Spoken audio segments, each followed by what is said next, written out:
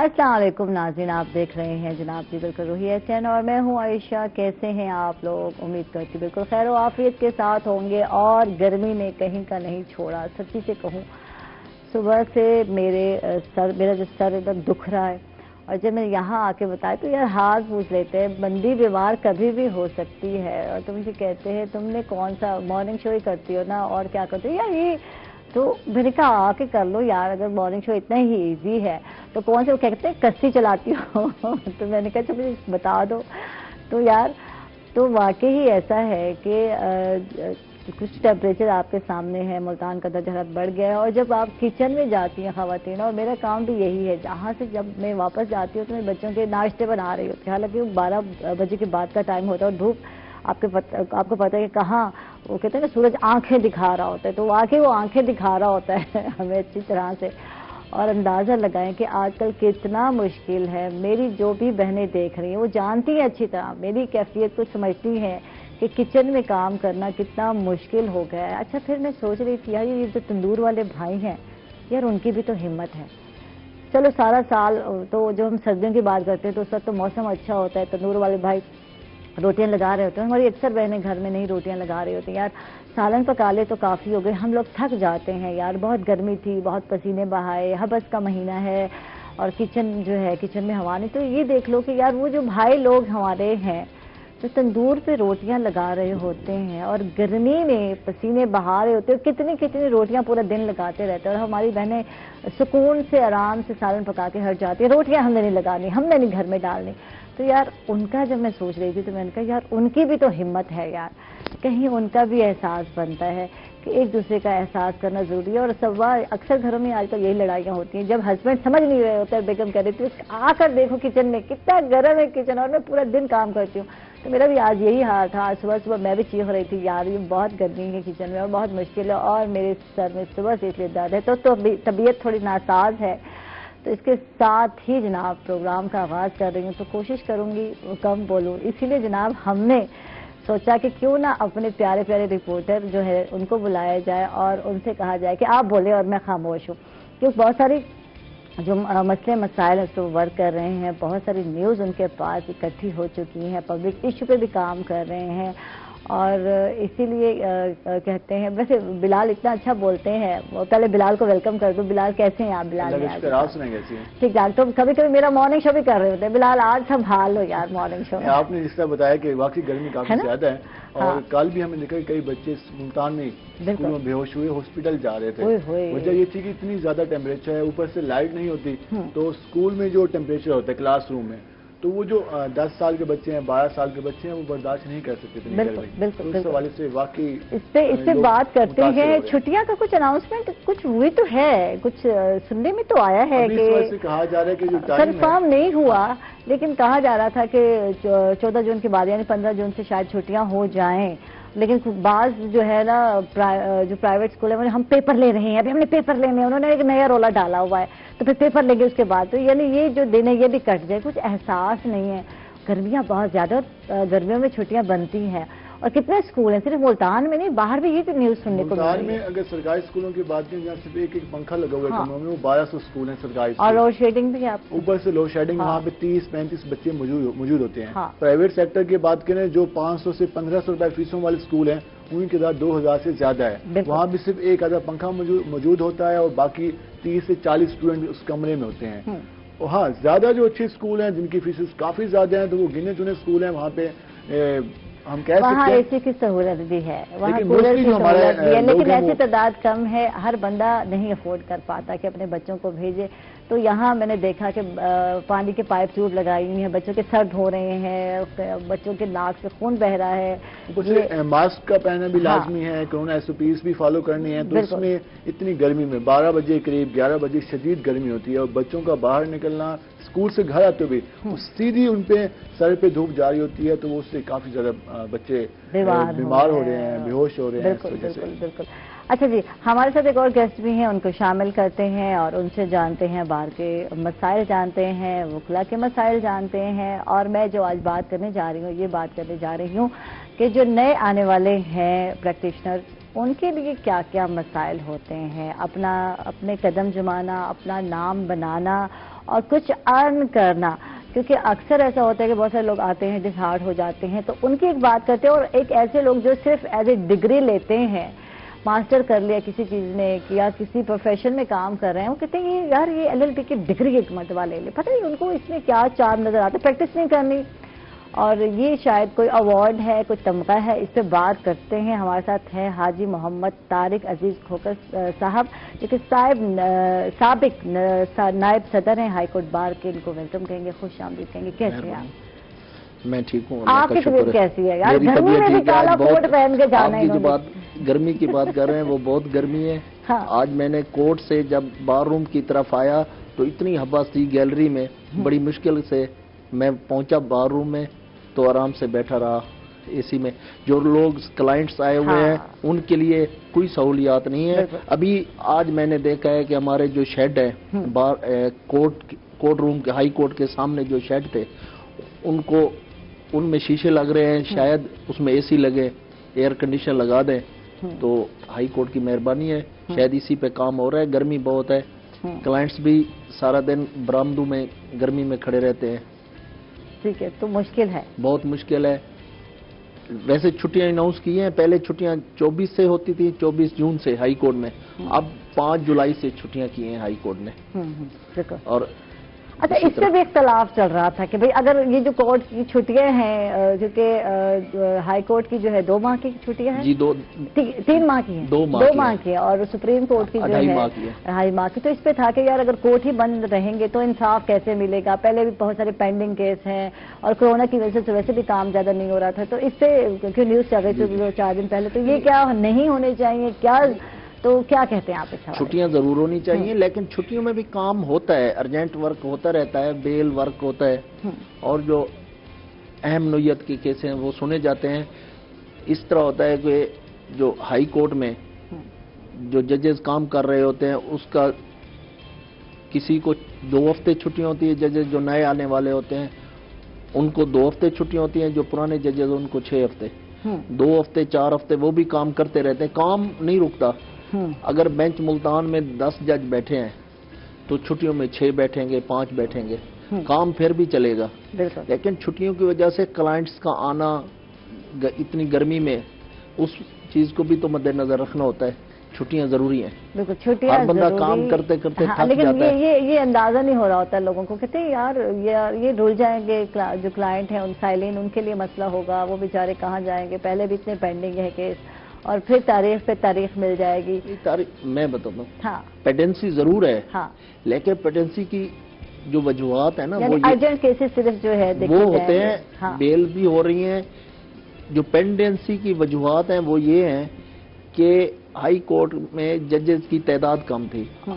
اب الحمدللہ 13 نئے ججز آ گئے ہیں, اور اس کے بعد بھی آنے والے ہیں. 60 ججز ہوتے ہیں ہائی کورٹ میں. اگر وہ 60 پورا ہو جائے تو پیڈنسی نہیں رہے گی, اور اب کام ہو رہا ہے. ٹھیک, یہ نہیں کہتے کہ کام نہیں, کام ہو رہا ہے, لیکن اس طرح نہیں ہوگا. چھٹیاں پھر بنتی ہیں یار پورا سال. اور پھر میں کبھی کبھی کہہ رہی ہوتی یار ہماری بھی چھٹیاں بنتی ہیں, ہم بھی پورا سال کام کر رہے ہوتے ہیں, تو ہمیں کیوں چھٹیاں نہیں ملتی؟ تو ٹیچرز کو بھی مل جاتی ہیں. یہاں دیکھیں وکلا حضرات کو بھی چھٹیاں مل جاتی ہیں, اور بہت سارے جو اور ادارے ہیں, دفاتر ہیں, وہاں بھی کچھ چھٹیوں کی روٹین ہوتی ہے کہ اتنی چھٹیاں ملیں گی. یہ اینکر پرسن کے لیے یار چھٹیاں نہیں ہوتی. بلال کیوں نہیں ہوتی ہماری چھٹیاں یار؟ اس میں یہ ہے کہ ہم پہلی بات ہے کہ ہم خود بھی چاہ رہے ہوتے ہیں کہ یار جو پروگرام ہے وہ تو ہمیں کرنے کرنا ہے. اور سیکنڈ دوسری بات یہ ہوتی ہے کہ باقی چھٹیاں ہونی چاہیے. سب کو دیکھا ہے اس میں. یہ دل کی بات ہے, یہ دل کی بات ہے. کل مجھے کہا گیا, ہمارے پروڈیوسر خواجہ رحیل نے کہا کہ یار آج لازمی پروگرام کرنا ہے, اور 8 بجے پروگرام چلنا تھا, تو ہم نے اس کی ریکارڈنگ مکمل کریں گے. ہم 5 بجے آفس سے نکل رہے تھے, تو 1 گھنٹے کا پروگرام تھا, وہ 2 گھنٹے ہمارے پاس سے ٹوٹل ہم نے 1.5 گھنٹے میں مکمل کیا. اس کے بعد ایڈٹ وہ سارا کنورٹ ہونا, سارا کچھ, تو وہ چلنا بھی تھا. تو جس طرح بھاگم بھاگ کام ہو رہا ہوتا ہے, پھر پبلک کے ایشوز بھی ساتھ ساتھ, پھر لوگوں جب فیلڈ میں جاتے ہیں تو شہری ہر بندہ کہتا ہے کہ میرا مسئلہ بات پہنچے, وہ تفصیل سے بتانا چاہتا ہے, اور مجبوراً ہمیں ٹائم شارٹ ہوتا ہے. ہم کچھ بات سنتے ہیں, اس پہ بات کرتے ہیں, مسئلے پہ بات کرتے ہیں, کیونکہ آج ہمارے بہت ہی پیارے میں کہتی ہوں کولیگ بھی ہیں, بہت انسان دوست بھی کہتے ہیں, ان کو ہمدرد بھی ہیں, اچھے انسان بھی ہیں. جمشید رضوانی صاحب کی آج برتھ ڈے ہے یار, ان کو وش کرتے ہیں پوری ٹیم کی طرف سے. جمشید صاحب آپ کو بہت بہت سالگرہ مبارک ہو. اللہ ताला आपकी उम्र में बरकत डाले, आपको सेहत और तंदुरुस्ती वाली जिंदगी अता करे, आमीन सुमा आमीन। इसलिए आप क्या करेंगे, किस तरह उनको विशेष करेंगे? मैं भी अपनी तरफ से और इसके अलावा जो हमारी ATGM है, तमाम इलेक्ट्रॉनिक मीडिया एसोसिएशन की जानिब से जमशेद साहब को सालगिरह की मुबारकबाद कहूँगा। यकीनन सर से हमें हमेशा सीखने का मौका मिलता है और वो एक नफीस इंसान है, मतलब कि कभी गुस्से नहीं होते, कभी आज उनको बिठाना था और कुछ हट के उनसे गपशप करते, उनको विश करते, उनकी लाइफ के बहुत सारे स्टोरीज उनसे सुनते यार, तो कभी तो करेंगे यार, करेंगे। इस पे मैंने शो करना है और मैंने थोड़ा हट के शो करना है। हमेशा न्यूज़ के लिए बुलाते हैं, सियासत पे गुफ्तगू, तो उनकी लाइफ के हवाले से भी बातचीत की जाए ना। वो वाकई बहुत नफीस इंसान है और मैं कहती हूँ हर जूनियर को भी वो बहुत ही रिस्पेक्ट देते हैं। ये चीज़ हम लोग तो बाद में आए यार मीडिया में, हमें तो बहुत कुछ अभी सीखना है, सीख रहे हैं, उनसे ही सीखते हैं और वो इतने प्यारे अंदाज में सिखाते हैं कि किसी की इज्जत नफ्स मजरू नहीं होती। ये बात जमशेद साहब की मुझे बहुत अच्छी लगी और मैं हमेशा अप्रिशिएट करती हूँ इस चीज को। मुझे अक्सर बता रहे होते हैं कि बिलाल अल्फाज की अदायगी आपने किस तरह करनी है। अल्फाज को अगर कोई लफ्ज आपसे सही अदा नहीं हो रहा तो उसको थोड़ा स्पेस दे के वो एक तरीके जिस तरह बच्चों को समझाया जाता है, तो उनका एक अच्छा अंदाज है। कभी उन्होंने ये नहीं किया कि मैं सीनियर हूँ, मैं तुमसे बेटर हूँ, मुझे बहुत कुछ आता है, ये मैंने किया या सीखा। एक टाइम लगा यार उनको अपना मकाम बनाने में, तो लेकिन उन्होंने कभी ये शो नहीं किया। बहुत हम्बल पर्सनैलिटी हैं, तो दिल से कुछ लफ्ज होते हैं, तो मैं कह रही हूँ दिल से मैं तारीफ कर रही हूँ कि वाकई जमशेद साहब ऐसे ही हैं और बहुत नाइस है। बड़ा अर्सा हो गया यार, ईद शो पे मुलाकात हुई थी, मुलाकात ही नहीं हुई अब उनसे। हमारी तो खैर से डेली होती है, लेकिन तो डेली डांट भी खाने को मिल रही होती है जमशेद साहब से, डेली डांट पड़ रही होती है यार। ये डांटने का अंदाज काफी मजेदार होता है, मतलब कि जब ज्यादा नाराज हो तो वो बोलना छोड़ देंगे। अच्छा, वो बात नहीं करेंगे ना, कहते मैंने क्या कहूँ, मैं आपको बात ही नहीं करता आपसे। तो सर के नाराज होने का ये अंदाज होता है। बाकी 4-5 साल हमारे मीडिया में हो गए, तो मुझे याद है जब ऑडिशन हुआ था तो जमशेद साहब भी आए थे हमारी यूनिवर्सिटी में ऑडिशन लेने के लिए। उस दिन से लेकर आज तक हम इकट्ठे, मतलब कि हम उनके अंडर ही काम कर रहे हैं, तो काफी अच्छा उन्होंने हमेशा सीखने का मौका मिलता है। बीट्स के हवाले से बात की, प्रोग्राम के हवाले से मिला हर जगह। उसके अलावा हमारे ATGM के इलेक्शन हुए तो हर जगह उनकी सपोर्ट रहती है। अच्छा, मुझे मजे की बात बता दूं, जब मिलेंगे तो बहुत सारी और बातें मजे के निकल आएंगे। तो मुझे याद है जब हम अभी जो है ईद ट्रांसमिशन कर रहे हैं और गेस्ट थोड़े जो है ऐसे आ गए, तो मैंने कहा सर जी आप भी सवाल करना है। नहीं आयशा आपने पूछते हैं, तो मैंने कहा सर नहीं, तो मुझे टेंशन हो रही है कि पता नहीं मैं क्या पूछूं। तो मुझे कहते हैं आयशा कूल डाउन, मैं आपके साथ, आप बोलें। तो ये सर की बहुत अच्छी बात है, हमेशा जूनियर को उन्होंने मौका दिया है कि आगे बढ़ें और आप कर सकते हैं, ये चीज बहुत अच्छी है उनकी। हम मोस्टली सर को लाइटर टॉपिक पे ले आते हैं, फिर तवील डिस्कशन करते हैं, फिर सर एंड में कहते हैं यार आप लोग जानबूझ के ना मेरी अटेंशन उससे डिवाइड करते हैं और इस टॉपिक पे ले आते हैं। कभी हम म्यूजिक पे बात कर लेते हैं, कभी किस पे, इन इश्यूज पे लेके ना, इन बातों में रोजाना इश्यूज डिस्कस हो रहे, हम कोशिश करते हैं कि यार कभी कभार शुगर लग जाए, तो हम फिर म्यूजिक पे आ जाते हैं, हुसन पे आ जाते हैं, इन टॉपिक से फिर हम सर आप। लेकिन हर टॉपिक पे ग्रिप है सर की, ये तो मानने की बात है। अच्छा ये बता यार, अब पब्लिक इशू पे आते हैं, बजट आज आ रहा है, इस पर लोगों के, वैसे तो मैं इस पे शो बाकायदा करने वाली हूँ, कल हम सोच रहे थे, बल्कि मंडे, कल तो यार छुट्टी है ऐश कर काका, तो बजट पे बल्कि अगले जो हमारा जो घंटा उस पर भी हम बात करेंगे, माशी सूरत में बात करेंगे। लेकिन बात ये है कि लोग क्या कहते हैं, क्या उम्मीदें हैं लोगों को, क्या कहते हैं? अच्छा, इस वक्त दो तरह की राय है। एक लोग हैं जो कहते हैं कि यार 3 साल में हमें कुछ नहीं मिला, पाकिस्तान तहरीक इंसाफ की हुकूमत में 3 साल गुजर चुके हैं, कुछ नहीं मिला, अभी भी हमें कुछ उम्मीद नहीं है। एक तबका ये कहता है कि यार में भी कोई अब उम्मीद है कि सिर्फ हुकूमत के पास 2 साल हैं, अब उनके पास कोई और चांस नहीं है, अब उनको डिलीवर करना होगा। अगर वो डिलीवर नहीं करते तो वो आउट हो जाएंगे, सीधी सी बात है, जब पब्लिक के मसाइल हल नहीं होंगे। अब ज्यादातर जो लोग देख रहे हैं वो सरकारी मुलाजमीन देख रहे हैं कि वो आज उनकी नजरें लगी हुई हैं बजट पे कि यार कितने % उनकी तनख्वाहों में इजाफा होता है। पेंशनर देख रहे हैं कि उनके कितने % तनख्वाहों में इजाफा होता है, क्योंकि जो साबका बजट गुजरे हैं उनमें ना होने के बराबर, क्यों बाज में तो उनकी तनख्वाहों में कुछ इजाफा हुआ ही नहीं। पिछले कोविड में तो नहीं हुआ था, याद है हमने इसे शो किया था बाकायदा, जो है गवर्नमेंट के जो बेचारे मुलाजमीन वो हमारे शो में आए थे। बार इजाफा हो चुका है जो पाकिस्तान तहरीक इंसाफ की हुकूमत आई, हर बार यही कहा जाता है कि माशी हालात ठीक नहीं है। अब दावा वज़ीर-ए-आज़म साहब बार बार कर चुके हैं कि अब हमने मईशत को संभाल लिया है, तो अब लोग देख रहे हैं कि उनकी लाइफ में क्या तब्दीली आती है।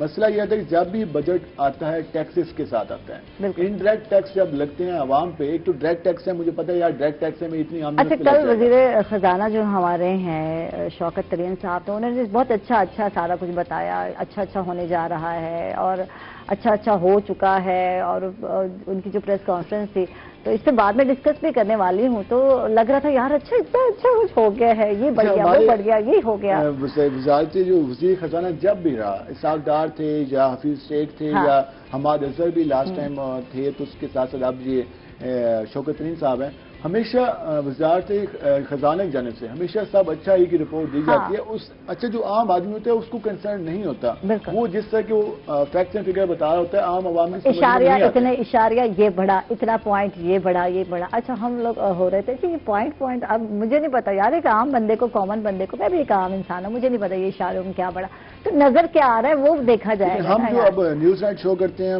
فیلڈ میں جاتے ہیں, تو لوگ جو بات کرتے ہیں, لوگ کافی پریشان ہیں. وہ کہتے ہیں ہمارا گزارا نہیں ہوتا. اب دو باتیں کی جاتی ہیں, ایک مہنگائی کی بات کی جاتی ہے, دوسری لوڈ شیڈنگ اب شروع ہو گئی ہے. ان دو چیزوں سے لوگ کافی زیادہ پریشان ہیں. وہ یہ کہتے ہیں مہنگائی نے تو ہمارا جینا مشکل کر دیا ہے. اب اس دن ایک مجھے بندہ ملا, وہ یہ کہتے ہیں میری 12,000 روپے تنخواہ ہے, میری بچی کے پاؤں ٹیڑے ہو چکے ہیں, میں نے شوز لینے میرے پاس پیسے نہیں ہیں, میں کہاں سے, اب 12,000 میرے 4 بچے میں کس طرح گزارا کروں. اب لوگوں کے یہ حالات ہیں. اب انکم کے وسائل جو ذرائع ہیں وہ کم ہو گئے ہیں, محدود ہو گئے ہیں, اس وجہ سے جو مسائل ہیں ان میں اضافہ ہو رہا ہے. صحت پہ فوکس نہیں, اب پتہ نہیں بجٹ پہ کتنا, پچھلی مرتبہ بھی ہم نے جب آیا بجٹ تو اس پہ ڈسکس کیا, صحت پہ کم انویسٹمنٹ, بھائی بجٹ کم بنایا گیا, اور یہ جبکہ مین ہمارا ہونا چاہیے صحت پہ زیادہ بجٹ ہونا چاہیے, صحت کو پہلی ووٹ لیا تھا, ایجوکیشن اور ہیلتھ کی بنیاد پہ ووٹ لیا گیا تھا کہ ہم اس پہ زیادہ پیسے لگائیں گے, ہم سڑکوں پہ کم لگائیں گے, اس پہ پیسہ زیادہ لگائیں گے. اور یہ دو چیزیں زیادہ امپورٹنٹ بھی ہیں یار, ایک صحت اور ایجوکیشن, اور ٹیکنیکل ایجوکیشن پہ بھی ہونا چاہیے. ٹیکنیکل ایجوکیشن کے حوالے سے جس طرح بات کی گئی تو اس طرح ورکنگ نہیں تھی.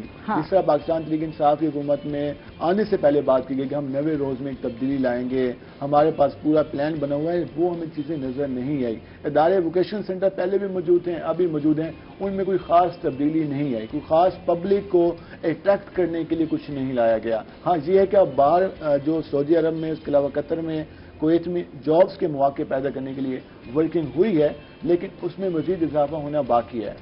ابھی تو لاسٹ ٹائم یہ مشکل ہوا تھا کہ سعودیہ سے لوگ واپس نہ آنا شروع ہو جائیں, وہ کافی لوگ واپس بھی آئے تھے. کرونا نے زیادہ افیکٹ کیا ہماری معیشت کو, اس کے بعد جو ہماری پالیسیاں تھیں دوسرے ممالک کے ساتھ تعلقات کو بہتر بنانے کے لیے. 2 کروڑ سے زیادہ جو کل فیکٹ میں دیکھ رہی تھی کہ جو کرونا کی وجہ سے لاک ڈاؤن ہوا, تو اس میں 2 کروڑ سے زیادہ لوگ جو ہے بے روزگار ہوئے. بالکل, یہاں پہ اب ہم حیران تھے کہ جب کرونا کا لاک ڈاؤن چل رہا تھا, مین جو مارکیٹس تھی وہاں پہ کئی دکانیں خالی ہو گئی, کئی عرصے سے دکانیں موجود نہیں ہے کہ ہمارے پاس کرایہ نہیں ہے کہ ہم افورڈ کر سکیں. کل مجھے اپنے مالک مکان نے کہا کہ یار میری وہ گھر خالی ہو گیا, اسکول تھا وہاں پہ, وہ چھوڑ کے چلے گئے, کوئی آپ کو ملے تو مجھے بتا دینا کہ میں اتنا زیادہ لوگ پریشان ہیں اس حوالے سے. بالکل, تھینک یو, بہت بہت شکریہ بلال. بہت ساری باتیں جب ہم لوگ ملتے ہیں, بہت سارے نیوز, بہت سارے حالات حاضرہ کے حوالے سے بات ہوتی ہے تو بہت اچھا لگتا ہے. تھینک یو, آپ کا بہت بہت شکریہ. آپ تشریف. بلال کچھ کہنا ہے؟ میں بس یہی کہنا ہوں کہ گرمی کافی زیادہ ہے, خیال کریں بچوں کا اسپیشلی خیال کریں, اور بزرگوں کا. یہ 2 لوگ ہیں ہمارے فیکٹر ہیں جن کو ہمیں اسپیشلی خیال کرنا ہے کہ ہمارے بزرگ اور دوسرے بچے. بالکل, بہت اچھی بات, لیکن ہم نے بھی اپنا بھی خیال رکھنا ہے, خواتین کا بھی خیال رکھ لیں, ان کو بھی گرمی لگتی ہے, ایسی بات نہیں ہے. تھینک یو جی, بہت بہت شکریہ. اور اس کے ساتھ ہی ناظرین ہم لوگ جا رہے ہیں ایک چھوٹے سے وقفے پر, کہیں مت جائیے گا, ہمارے ساتھ رہیے.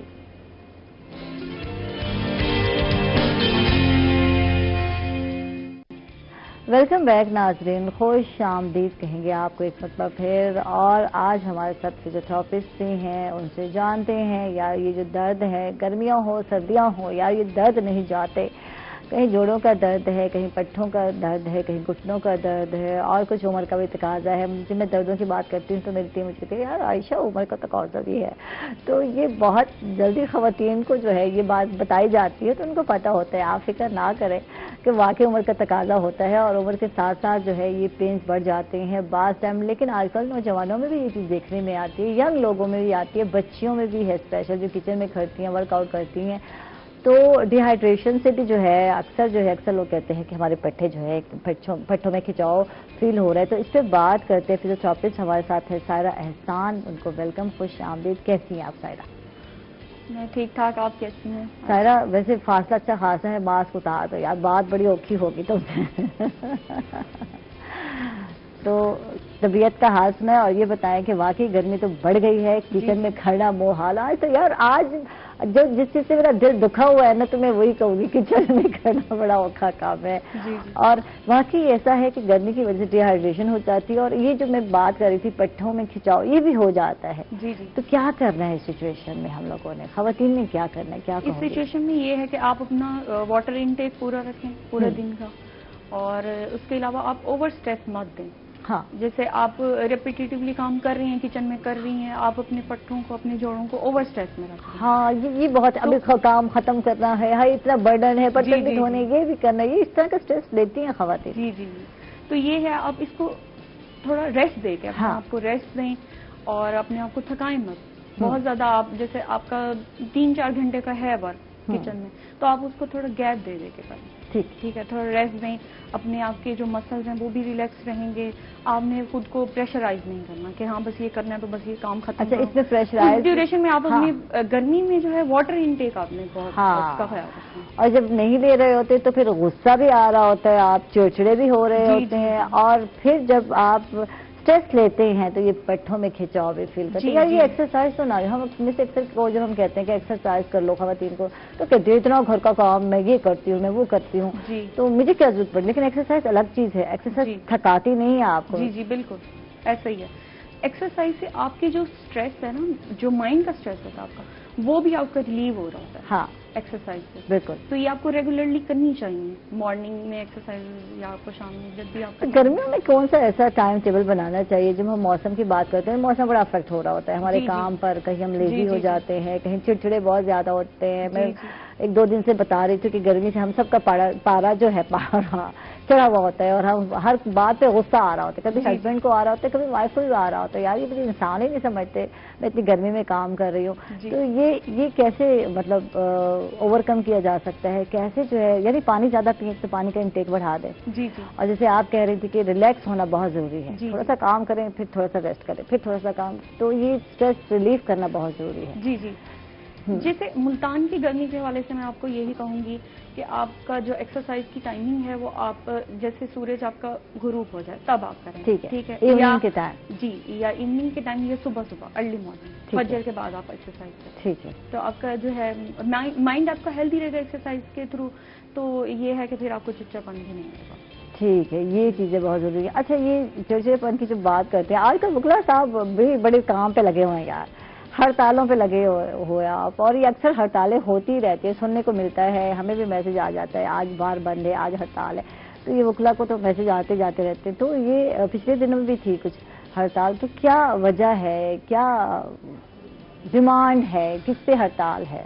ہڑتال اس وجہ سے ہوتی ہے جو مسائل ہوتے ہیں, ایکچوئل تو وکیل جو عوام کی ترجمانی کر رہے ہوتے ہیں نا, لوگوں میں جو انصاف نہیں مل رہا, لوگوں کو لوگ جو ایگزیکٹو ہے, اگر وہ کام صحیح کرے تو کیسز ہائی عدالتوں میں کم ہے. ایگزیکٹو کام ہی نہیں کر رہی اس وقت, اس لیے معاملات بڑھ جاتے ہیں. پھر جو وکلا کے مسائل ہوتے ہیں, ہم جب ایگزیکٹو کو کہتے ہیں کہ وکیل کے ساتھ یہ زیادتی ہو رہی ہے, وکیل تو کورٹ میں کیس کرے سائل کا, یا مسائل اپنے بک پہ. اس لیے پھر جب مسائل حل نہیں ہو رہے ہوتے تو پھر اسٹرائک کی طرف جانا پڑتا ہے, یا انصاف بینچ اور بار کا جو معاملہ ہوتا ہے. یہ کہا جاتا ہے کہ وکلا دوسروں کے لیے تو انصاف کی ڈیمانڈ کر رہے ہوتے ہیں, قانون کا بھی ان کو پتا ہوتا ہے, پھر یہ اسٹرائک پر کیوں آتے ہیں, یہ خود کیوں اپنے حقوق کے لیے, رائٹ کے لیے کیوں نہیں اٹھتے, کیوں نہیں کیس فائل, جو بھی ہے کیوں نہیں کرتے آپ لوگ, آپ ہڑتالوں پر آ جاتے ہیں؟ دیکھیں, آج ہڑتال ہے, پاکستان بار کونسل نے اناؤنس کی ہے پنجاب, اس کی کال پہ آج بھی ہڑتال ہے. ٹھیک, یہ بار سب اکٹھی چل رہی ہوتی ہے. ٹھیک ہے, کسی ایک کا اس میں یہ ہے کہ کوئٹہ میں مختلف جگہ پہ وکلا کو قتل کر دیا گیا, ابھی ایف آئی آر نہیں ہوئی. جہاں یہ ہوا ہے, قتل ہوئے ہیں, وہاں پہ گرفتاری عمل میں نہیں لے گی. تو اس لیے یہ اکثر اس معاملے, اس طرح کے معاملات میں پولیس تعاون نہیں کر رہی ہوتی. جیسے ایف آئی آر کی بات ہو رہی پرچہ, تو بیٹھے ہوتے یار وہ آیا ہے آپ کے پاس فائل, تو پرچہ تو کاٹنا بنتا ہے, تو پھر جا کے ہڑتال. کوئی انویسٹیگیشن وہ وکیل کو, چونکہ ہم ہمیشہ کورٹ میں ان کے خلاف ہوتے ہیں, یہ جب وکیل کا میٹر آتا ہے یہ ہمارے خلاف ہوتے ہیں. چلو لو آپس میں ٹھنی رہتی ہے، حالانکہ ایک ہی فیلڈ سے تعلق رکھتے ہیں. بالکل. اور اگر ایگزیکٹو صحیح کام کرے تو کم سے کم کیسز آئیں. بالکل بالکل. تو اس وجہ سے جو ہے ہڑتالیں چل رہی ہیں. اچھا، وکلا کے مسائل کی بات کرتے ہیں. جو ہے ہر سال آپ لوگوں کے جناب ہائی کورٹ بار کے بھی الیکشن ہوتے ہیں، اس بار بھی ہوئے، اور جو ہے صدر بنتے ہیں، نائب صدر منتخب ہوتے ہیں، آپ بھی رہے ہیں. تو کیا جب آپ عہدوں پر ہوتے ہیں تو کیا کچھ مسئلے مسائل حل کرتے ہیں یا کرنے میں مدد ملتی ہے؟ کچھ بجٹ وغیرہ ملتا ہے جس حوالے سے کوئی کام بھی ہو نظر بھی آئے؟ جو عہدیدار بنتے ہیں یہ بار اور بینچ کے درمیان کردار ادا کرتے ہیں. بار کے جو مسائل ہوتے ہیں وہ بینچ کو بتاتے ہیں کہ ہمارے کیسز جو ہیں لگ رہے ہیں یا نہیں لگ رہے، یا بار وکیل کو یہ مسئلہ ہے، یا بار وہ کر رہی ہے کہ جیسے کیسز ہم دائر کرتے ہیں وہاں آبجیکشن لگ جاتے ہیں. پھر یہی جو عہدیدار ہوتے ہیں یہ ان میں بیٹھ کر کرتے ہیں کہ ان کے آبجیکشن لگنے چاہیے یا نہیں لگنے چاہیے. اسی طرح جو مسائل اور ہوتے ہیں بار، یہ گورنمنٹ دیتی ہے ہمیں فنڈ. جب بار کا کرونا میں کتنا ہیلپ آؤٹ کیا؟ بہت سارے تھے کرونا کی جب ہم بات کرتے ہیں اور اب بھی وہی سچویشن ہے، سائرین اتنے نہیں آ سکتے، اور اب تو ویسے بھی کرونا نے تو سب کو افیکٹ کیا. جب لوگوں کے پاس اگر پیسہ ہوگا تو ادھر آئیں گے. معاشی طور پہ جب وہ کمزور ہوں گے تو وکلا پہ بھی اثر پڑا ہے، کیسز بھی پڑا ہے، فیسز بھی بہت پڑا ہے. فیسیں بھی کم ہوئی ہیں وکلا کی. پہلے جو فیس وکلا لیتے تھے اب اس سے کم بھی لے کے کام کر رہے تھے. مجبوری بن گئی ہے نا، روزی روٹی بھی تو کرنی ہے، گھر کو بھی چلانا ہے، اور یہی ایک ذریعہ. اچھا، میں بات کر رہی تھی جب میں نے اسٹارٹ کیا تو میں نے کہا تھا بہت سارے لوگوں نے جو تمغے یا ٹائٹل کی صورت میں جو ہے LLB کرنا شروع کر دیا. ہم وکیل ہیں، بس اتنا بتانا، چاہے آپ ٹیچنگ کے پروفیشن سے کسی بھی پروفیشن سے تعلق ہے، یہ ضروری ہو گیا تھا کہ ساتھ جو ہے. اچھا، ویسے ایک اگر آپ اویئرنیس کے لیے کرتے ہیں LLB تو کوئی اس میں مذائقہ نہیں ہے. قوانین یا قانون کا جاننا ہر ایک کے لیے ضروری ہے اور اس میں ایکسکیوز بھی نہیں ہے، آپ جانتے ہیں. تو وہ تو ٹھیک ہے، لیکن باقاعدہ اس لیے کیا جانا کہ جو ہے یہ بتانا کہ ہم بھی وکیل ہیں، پریکٹس نہیں کرنا. تو ایک ہوتا ہے کہ یار جو MBBS کرتا ہے وہ پریکٹس ضرور کرتا ہے، اس کا ایم بھی یہی ہوتا ہے کہ ڈاکٹر بننا. یہ وکلا کے لیے کیوں نہیں تھا پہلے؟ 2018 سے پہلے ایسے تھا. ہاں، جو پڑھ رہا ہوتا تھا، MA کر رہا ہوتا، اس کے بعد وہ LLB کر رہا ہے، اس کے بعد وہ جاب میں بھی گیا، پھر ریٹائرمنٹ لے لی، ریٹائرمنٹ کے بعد پھر بار میں آ گیا پریکٹس کر. اب ایسا نہیں ہے. رولز میں ترمیم کی گئی ہیں 2018-17 میں. اس ترمیم کے نتیجے میں اب جو آ رہا ہے نیو کمر وہ 5 سالہ پروگرام کے تحت آ رہا ہے. وہ پہلے لیٹ پاس کرے گا، FSC کرنے کے بعد، FA کرنے کے بعد، پاس کرنے کے بعد ایڈمیشن ہوگا. 5 سال وہ پڑھے گا، ڈگری حاصل کرے گا، اس کے بعد پھر لا گیٹ کا ایگزام دے گا لائسنس کے حصول کے لیے. اس کے بعد آئے گا. اب جو آ رہے ہیں وہ آئیں گے، وہ پروفیشنل، وہ سوچ کے آئیں گے ہم نے اس فیلڈ میں جانا ہے. ٹھیک ہے، اسی فیلڈ میں ہم نے ورک کرنا جانا ہے. تو وہ آئے گا. 5 سال پہلے 2 سال ہوتا تھا، پھر 3 سال، اب 5 سال ہے. جو بھی آئے گا اب اس نے سوچ کے آنا ہے کہ میں نے یہ کرنا کو اڈاپٹ کرنا ہے اور اسی میں کام کرنا ہے. تو لوگ بچے جو نئے آ رہے ہیں وہ بہتر ہے. ٹھیک ہے، پہلے سے بہتر ہے. ادھر جو کچھ کیا اور پھر گھر بیٹھے ہو رہا ہے LLB، کسی ایک جو ہے لا کالج سے ایڈمیشن لے لیا اور پھر آپ اپنا ورک بھی کر رہے ہیں. تو یہ انٹرسٹ تو نہ ہے کہ ڈگری ہو گیا، بٹ ڈگری ہم نے لی ہے اور آپ کو کچھ بھی عطا پتہ نہیں ہے. تو یہ ضروری ہے کہ پریکٹس ہونی ضروری ہے. فیلڈ میں جب تک آپ نہیں ورک کرتے آپ کو کچھ بھی علم میں نہیں ہوتا. یہ جو کتابیں تو آپ پڑھتے ہیں، کتابیں باتیں ہو جاتی ہیں نا، تو فیلڈ بہت فیلڈ ضروری ہے. اب جو پہلے بھی کتنے کمپیٹنٹ لائر ہیں باہر میں، دیکھیں کتنے بڑے نام ہیں. تو یہ مین کر رہے ہیں فیلڈ میں. جب ایک بندہ LLB کر لیتا ہے اور اپنا کاروبار کرتا ہے یا جاب میں چلا جاتا ہے تو اس کو تو نہیں پتا نا حالات کا. تو اس لیے رولز میں ترمیم کی گئی ہے اور اب پروفیشنل آئیں گے. ٹھیک ہے, زبردست. سر آپ سے بات کرتے ہیں اور آپ سے یہ بات کرتے ہیں کہ بڑی عمر کے جو لوگ ہمیں بٹھوں کا درد, جوڑوں کا درد بڑھ جاتا ہے عمر کے ساتھ ساتھ, تو اس کے لیے کیا کیا جائے, گھر میں کیا ایکسرسائز کی جا سکتی ہے؟ اکثر مالش کی جا رہی ہوتی ہے, بس یہی سمجھا جا رہا تھا کیونکہ میرے سسر صاحب بیچاروں کو یہ بہت درد, گھٹنوں کا مسئلہ بہت زیادہ ہے آج کل, تو کیا کریں, کیا کیا جا سکتا ہے گھر میں, کچھ اس حوالے سے بتائیے سائرہ. دیکھیے ایج کے حوالے سے گھٹنوں کا درد تو ایک کامن چیز ہے. ہاں, کہ ڈی جنریٹو چینجز آ رہی ہوتی ہیں تو اس میں جو ہے یہ پرابلمس رہتی ہیں. تو اس میں یہ ہے کہ اگر آپ اوور ویٹ ہیں اس وجہ سے بھی آپ کی پین ہو سکتی ہے. بالکل. تو آپ اپنا ویٹ کم کریں. اگر آپ ایجڈ ہیں تو آپ اپنی ایکسرسائز جاری رکھیں, آئسومیٹرک ایکسرسائزز کریں. اس سے یہ ہے کہ آپ کے جو پٹھے ہیں وہ اسٹرانگ رہیں گے اور آپ کے جو گھٹنوں کی پرابلمس ہیں وہ کم رہیں گے. اور جو ہے ایجڈ لوگوں کو تو فزیو تھراپسٹ کے پاس ہی کنسلٹ کرنا چاہیے, ان کے پاس آنا چاہیے. باقی بہت لمبا ہو جاتا ہے, تھراپسٹ کے پاس جاتے تو جائیں یار, پھر اتنا لمبا جو ہے سیشن ہو جاتے ہیں لوگوں کے لیے محال ہو جاتا ہے روزانہ نکلنا گھر سے. لوگ اوکھا نکلتے, ڈاکٹر کے لیے بڑا اوکھا نکلتے. میں کہتی ہوں بیمار ہو جائیں تو سمپل جو ہے ڈسپرین لے لی, پیراڈول لے لیا, کچھ بھی لے لیا تو کوشش کی جاتی, پین کلر لے لیا, پین کلر بہت زیادہ لے لیا, کوئی بھی لے لیا, تو پھر کوشش ہوتی ڈاکٹر کے پاس نہ آ جائے یار. لیکن یہ جو ڈیلی جو ہے اس پریکٹس میں جانا اور سیشن لینا, یہ ذرا اوکھا کام ہے. اس پہ بات کرتے ہیں اس کے لیے کیا کیا جا سکتا ہے, گھر میں بھی کچھ سکھایا جا سکتا ہے, کچھ ایکسرسائز کی جا سکتی ہے, وہ کون کون سی. After a short break, stay with اس.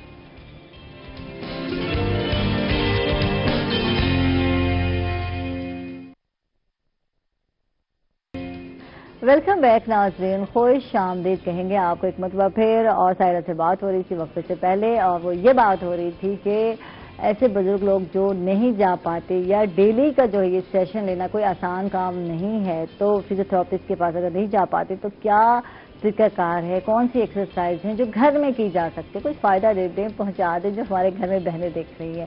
کیا کہیں گی جو مائیں دیکھ رہی ہیں؟ سب سے پہلے تو میں یہ بتانا چاہوں گی کہ فزیو تھراپسٹ کو جو پتا ہے کہ کس مسل کو آپ نے ورک آؤٹ کروانا, ٹھیک ہے, وہ ایک لے مین کو نہیں پتا کہ میں نے کس جوڑ پہ اور کون سے پٹھے کا ورک کروانا, ٹھیک ہے. تو آپ گھر پہ تو کر سکتے ہو, آپ گائیڈ لائن بھی لے لو گے, انٹرنیٹ پہ سب کچھ آپ کو مل جاتا ہے, لیکن آپ ویسا کرو گے نہیں, ٹھیک ہے, آپ صحیح نہیں کرو گے. تو آپ اگر فزیو تھراپسٹ کے کلینک یا سیٹ اپ پہ نہیں جا سکتے تو آپ پھر ہوم سیشنز کے لیے بھی اویلیبل ہو. سہولیات بہت سارے لوگوں نے دی. جی یہ سہولیات ہیں آج کل کے دور میں. تو آپ پھر ہوم سیشنز کے لیے ہوم وزٹ رکھوا لیں اپنے, ٹھیک ہے. اگر آپ وہ بھی نہیں کر سکتے تو پھر آپ اپنی جو ہے ڈائٹ وغیرہ پہ دھیان دیں. اگر آپ اوور ویٹ ہیں تو آپ پھر اپنا ویٹ کم کریں, ٹھیک ہے. آپ سادہ غذا لیں, آپ اپنے ویٹ کو بڑھنے ہی نہ دیں.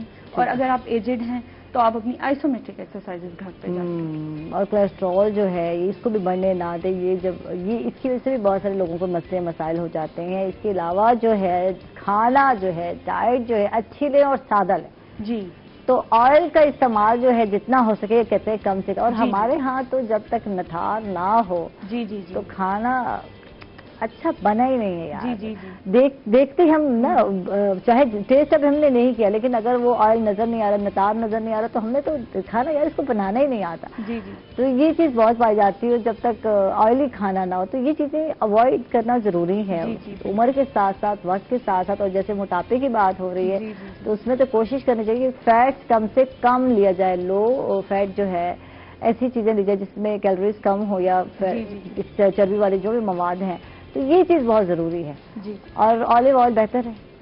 آلیو آئل بیسٹ ہے. اس کے علاوہ اگر آپ اپنے کھانوں میں سرسوں کا تیل یوز کریں تو وہ سب سے بیسٹ. اچھا, گڈ.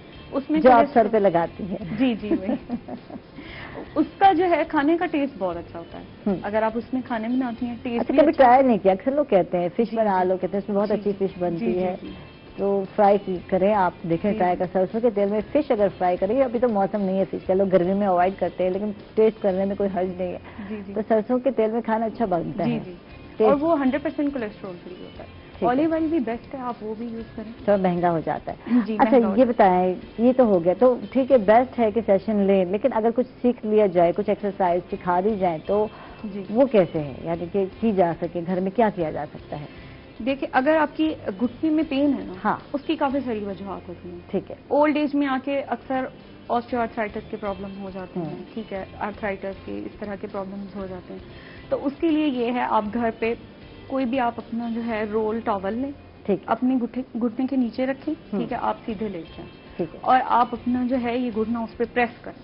ٹھیک ہے, یہ آئسومیٹرک ایکسرسائزز ہوتی ہیں. ٹھیک ہے, آپ نے اپنا جو ہے 10 ٹائم ریپیٹیشنز کرنی ہے. ٹھیک ہے, یعنی کہ وہ جو ٹاول ہے اس کو گول مطلب رول میں بنا لینا ہے آپ نے, اور گھٹنے کے نیچے یہاں آپ نے رکھ لینا ہے, اور اس کے بعد آپ نے یوں بالکل سیدھا اپنا گھٹنا کرنا ہے, کیونکہ جو اب بزرگی میں ہوتے تو یہ سیدھے بھی بڑے مشکل سے ہو رہے ہیں. ٹھیک ہے تو ایک تو یہ ہو گیا, آپ نے یہ کرنا ہے. ٹھیک ہے. دوسرا, آپ نے اپنی لیگ کو raise, straight leg raise exercises ہوتی ہیں, آپ نے اپنی لیگ کو ریز کرنا ہے سیدھا لیٹ کے, آپ نے اپنی ٹانگ کو اوپر اٹھانا. ٹھیک ہے, یہ ایکسرسائز ہو گئی. اس کے علاوہ آپ نے اپنے ٹانگوں کو موڑ لینا ہے اور اپنی کمر کو اوپر اٹھانا ہے, اس کو کہتے ہیں بریجنگ. ٹھیک ہے, یہ ایکسرسائز کرنی ہے آپ نے گھر پہ. اس کے علاوہ جو ہے آپ اپنا اوور لوڈ نہ کریں. ٹھیک ہے, اپنے جو نی جوائنٹ ہے آپ کا اس کو اوور لوڈ نہیں کرنا, آپ اس کو جو ہے اپنی ایکٹیویٹیز کو موڈیفائی کرتے ہیں. اچھا, آج کل ایک اور مسئلہ جو بہت ساری خواتین ڈسکس کر رہے تھے کہ پہلے جو ہے نیچے بیٹھ کے کھانا بنایا جاتا ہے, تو کچھ لوگ کہتے ہیں نہیں وہ بھی ٹھیک نہیں ہے, آپ کا وزن زیادہ ہے, آپ کو اٹھنے میں تو پرابلم ہوتی ہے, آپ کے جو ہے گھٹنوں پہ ہی وزن ڈال کے ہی اٹھتے ہیں, تو یہ بھی نقصان ہے. لیکن زیادہ کھڑے ہو کے بھی کھانا بنانا نقصان دیتا ہے, کچھ اس حوالے سے یار بتاؤ. اس حوالے سے میں یہی کہنا چاہوں گی کہ آپ اپنی چیئر رکھ لو. ہاں ٹھیک ہے, اپنے چولہے کے لیول کی چیئر بنوا لو. یہ ہماری جو ہے یہ بیسٹ ہوتا ہے, ہماری ارگونومکس لائف میں بہت زیادہ ضروری ہے, اس کا ہم خیال بالکل نہیں رکھتے, اسی لیے ہمیں پٹھوں اور جوڑوں کے مسئلے زیادہ آ رہے ہوتے ہیں. ایک تو ایج کا فیکٹر ہے, اور دونوں چیزیں نقصان ہے. زیادہ کھڑے ہو کے لمبے ٹائم کے لیے جب آپ کوکنگ کر رہے ہوتے ہیں, 2 سے 3 گھنٹے لگا رہے ہوتے ہیں, تو آپ پٹھوں میں کھچاؤ کیوں فیل کر رہے تھے؟ اس کی وجہ یہی ہے کہ ایک تو اسٹریس ہے, اور ایک کھڑے ہونا جو ہے, اور پاؤں پہ جو ہے وزن آپ متواتر دے رہے ہیں اور کھڑے ہیں آپ, تو چیئر ساتھ رکھ لیں تو وہ بھی اچھا ہے. تھوڑا سا بیٹھ کے کر لیں, تھوڑا سا کھڑے ہو کر کر لیں. دوسری بات یہ ہے کہ جو لوگ ہیلدی ہیں, جو موٹاپے کا شکار ہیں خواتین, وہ جو بیٹھتی ہیں, جیسے ہمارے ہوتا ہے سوسائٹیوں میں کہ وہ پیڑھی ہے, چوکی ہے, اس پہ بیٹھنا ہے آپ نے, پھر جب کھڑے ہوتے ہیں تو پھر جب وزن پڑتا ہے تو پھر گوڈوں گٹیوں پر پڑتا ہے, تو یہ نقصان دیتا ہے. تو اس پہ احتیاط کرنی چاہیے. اس کی احتیاط کرنی چاہیے. اس کا یہ ارگونومی کے لیے آپ اپنی چیئر سیٹ کروا دیں تو وہ آپ کے لیے نقصان نہیں ہوگا. ٹھیک ہے جی. اچھا جی, ہم آگے بڑھتے ہیں, اور محمد طارق صاحب ہمارے ساتھ ہیں, عزیز کھوکھر صاحب. ان سے جانتے ہیں کہ ینگ جو لوگ آ رہے ہیں, ینگ بچے جو آ رہے ہیں پریکٹیشنر, ان کے کیا کیا مسائل ہیں, کیا وہ واقعی محنتی ہیں یا اگریسو ہیں, بہت کچھ کرنا چاہتے ہیں. ہڑتالوں میں تو بہت اگریسو ہے جی, ہمیں نظر آتے ہیں, آگے ہوتے ہیں, اور معذرت کے ساتھ بہت ساری جگہوں پر مار کٹائی کرتے بھی نظر آتے ہیں. تو کیا ان کو بات نہیں, معذرت کر لی میں, لیکن ہے تھوڑا سا اس طرح سے ہے, لیکن وہ آپ کو نظر آتا ہے, آگے سے بھی کوئی بات ہوتی ہے, ایسے نہیں ہے. ہاں, اب جو بڑے نہیں, جو سینئر ہوتے ہیں وہ ہمیشہ کہتے ہیں کہ ہم نے کوشش کی تھی, اور وہ سینئر اپنے دور میں شاید اس طرح ہوتے ہوں گے, یہ مجھے نہیں پتا. لیکن آج کے جو نوجوان آ رہے ہیں وہ زیادہ اگریسو ہیں کہ نہیں, یعنی کہ ماننا ہی نہیں ہے بات. ہو سکتا ہے غلطی کہاں سے بھی ہو جائے. سب سے پہلے وکیل کبھی بھی کسی کو زیادہ نہیں کہتا. جب آگے سے ایک بندہ حق پہ ہے اور آگے سے مسلسل وہ زیادتی کر رہا ہے, تو شاید کہیں ہو جائے, نوجوان سے ہو جائے, سینئر سے تو شاید نہیں ہوتی, نوجوان سے. لیکن نوجوان اتنا بھی سمجھدار ہے. اب جو آ رہا ہے نا نوجوان, وہ محنتی ہے. پہلے بھی تھے, لیکن اب بھی نوجوان محنت کر رہا ہے, اور مسائل ضرور ہیں اس کو. سب سے جب ڈگری حاصل کرتا ہے, لائسنس حاصل کرتا ہے, کچہری میں آتا ہے, بار میں آتا ہے, تو اجنبی ہوتا ہے. بالکل, کوئی اس کو پتہ نہیں. وہ سینئر کے پاس جاتا ہے, 1 سال 2 سال 6 ماہ وہ جب کام کرتا ہے تو وہاں سے سیکھتا ہے, اور اسی دوران وہ اپنی کلائنٹیج بناتا ہے, لوگوں کے ساتھ ملنا بیٹھنا. جو اس کے علاقے کے لوگ ہوتے ہیں وہ اس کو جانتے ہیں. یہ ذاتی تعلقات بڑے چلتے ہیں, یعنی کہ اگر کسی نے کام کرنا ہے, قدم جمانا ہے, تو سٹارٹنگ میں اس کے لیے یہ مسئلہ ہے. بالکل ہے. اور پہلے کوئی بھی جو ہے اعتماد نہیں کر رہا ہوتا کہ یار نیا وکیل ہے, اس کو کیس دے دیں, یار یہ ہار گیا تو پھر ہمارا کیا بنے گا. تو یہ بڑا مشکل کام بالکل ہوتا ہے. لیکن ایک بات ہے, پہلی دفعہ جو کیس آتا ہے, پہلی دفعہ جو کلائنٹ آتا ہے, وہ آپ کے تعلق کے کسی ریفرنس سے, کسی کے کہنے پہ یا از خود بھی آ جاتا ہے.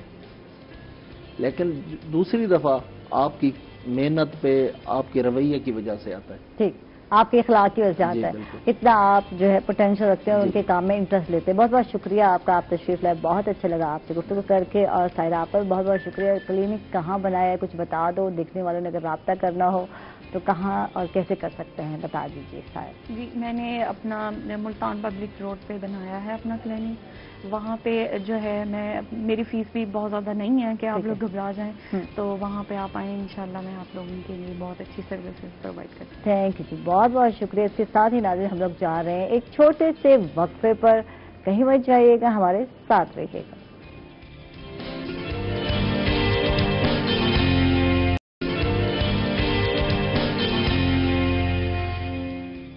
ویلکم بیک ناظرین, خوش آمدید کہیں گے آپ کو ایک مرتبہ پھر. اور جی بجٹ کل بلکہ آج آنے والا ہے, اور کل جیسے میں بتا بھی رہی تھی کہ پریس کانفرنس کی ہمارے وزیر خزانہ شوکت ترین صاحب نے بجٹ سروے جو ہے انہوں نے پیش کیا, اور اس کے حساب سے تو سب اچھا ہی اچھا دکھ رہا تھا. اور ان کا کہنا تھا کہ غریب آدمی کے لیے اس مرتبہ جو ہے بجٹ پر توجہ دی گئی ہے, اور پیٹرولیم مصنوعات کی قیمتوں میں اضافے کا جو بوجھ ہے وہ اس بار عوام پر نہیں ڈالا جائے گا.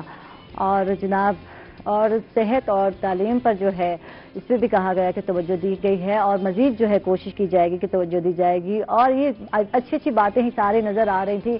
اور اس کے علاوہ جو ہے یہ بھی کوشش کی جائے گی, ان کا کہنا تھا کہ ایکسپورٹ میں بھی اضافہ. ویسے تو بہت ساری چیزیں تھیں, بہت لمبی ان کی جو ہے کانفرنس تھی, پریس کانفرنس انہوں نے کی, لیکن چیزیں تھی باتیں جو مجھے لگا کہ جس پہ بات کرنی چاہیے اس پہ بات کریں گے. ایکسپورٹ میں بھی اضافہ کرنا بہت ضروری ہے انہوں نے کہا, اور یہ ہم کوشش کریں گے کہ ایکسپورٹ میں اضافہ کیا جائے. تو اس حوالے سے ہم نے سوچا کہ ہم بھی بات کرتے ہیں بجٹ آنے سے پہلے, اور پھر بجٹ آنے کے بعد جو ہے اس پہ ہم جی بالکل بات کریں گے.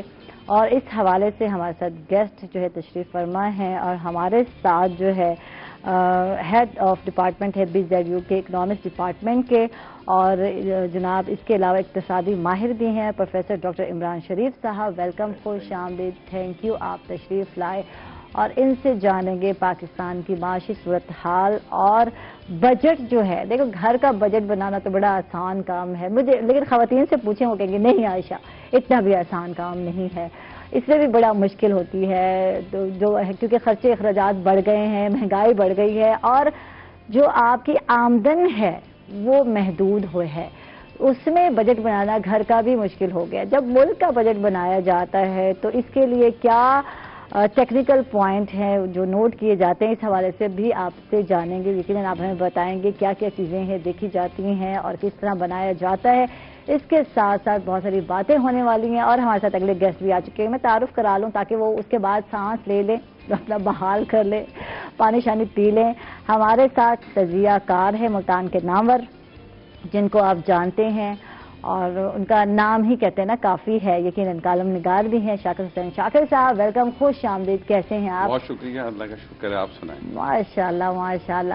تو اچھا ہے کسی بہانے آپ سے ملاقات ہو جاتی ہے, اور اچھا لگتا ہے جب بھی شاکر بھائی آتے ہیں تو دل خوش ہو جاتا ہے. تھینک یو آپ تشریف لائے. تو اب آپ سانس بحال کر لیں, پروفیسر صاحب سے ہم بات کرتے ہیں.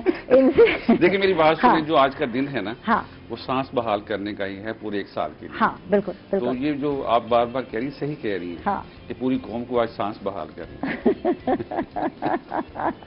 اس کے بعد اوکھے اوکھے ساتھ آدمی ہے تو جب پتہ چلے گا کہ اب یہ ٹیکس ہے, اب وہ ٹیکس ہے, اب یہ کرنا ہے, اب بجٹ یہ آئے وہ آئے, ابھی بجٹ آنا ہے تو پھر اسے بھی ڈسکس کریں گے. لیکن امیدیں اچھی اچھی ہیں یقیناً ہر ایک کو. پروفیسر صاحب کیا کہتے ہیں, کس طرح بجٹ کو دیکھتے ہیں, اور کیسے بجٹ جو ہے بنائے کیسے جاتے ہیں, کس بنیاد پہ بنائے جاتے ہیں, کیا کہیں گے اس حوالے سے؟ Thank you. اچھا, ایکچولی بجٹ جو ہے وہ جس طرح آپ نے شروع میں ذکر کیا نا کہ گھر کا بجٹ بنانا آسان ہے, ہاں, تو یہ پاکستان کا بجٹ بنانا بھی ویسا ہی ہے جیسے گھر کا بجٹ بنانا ہے.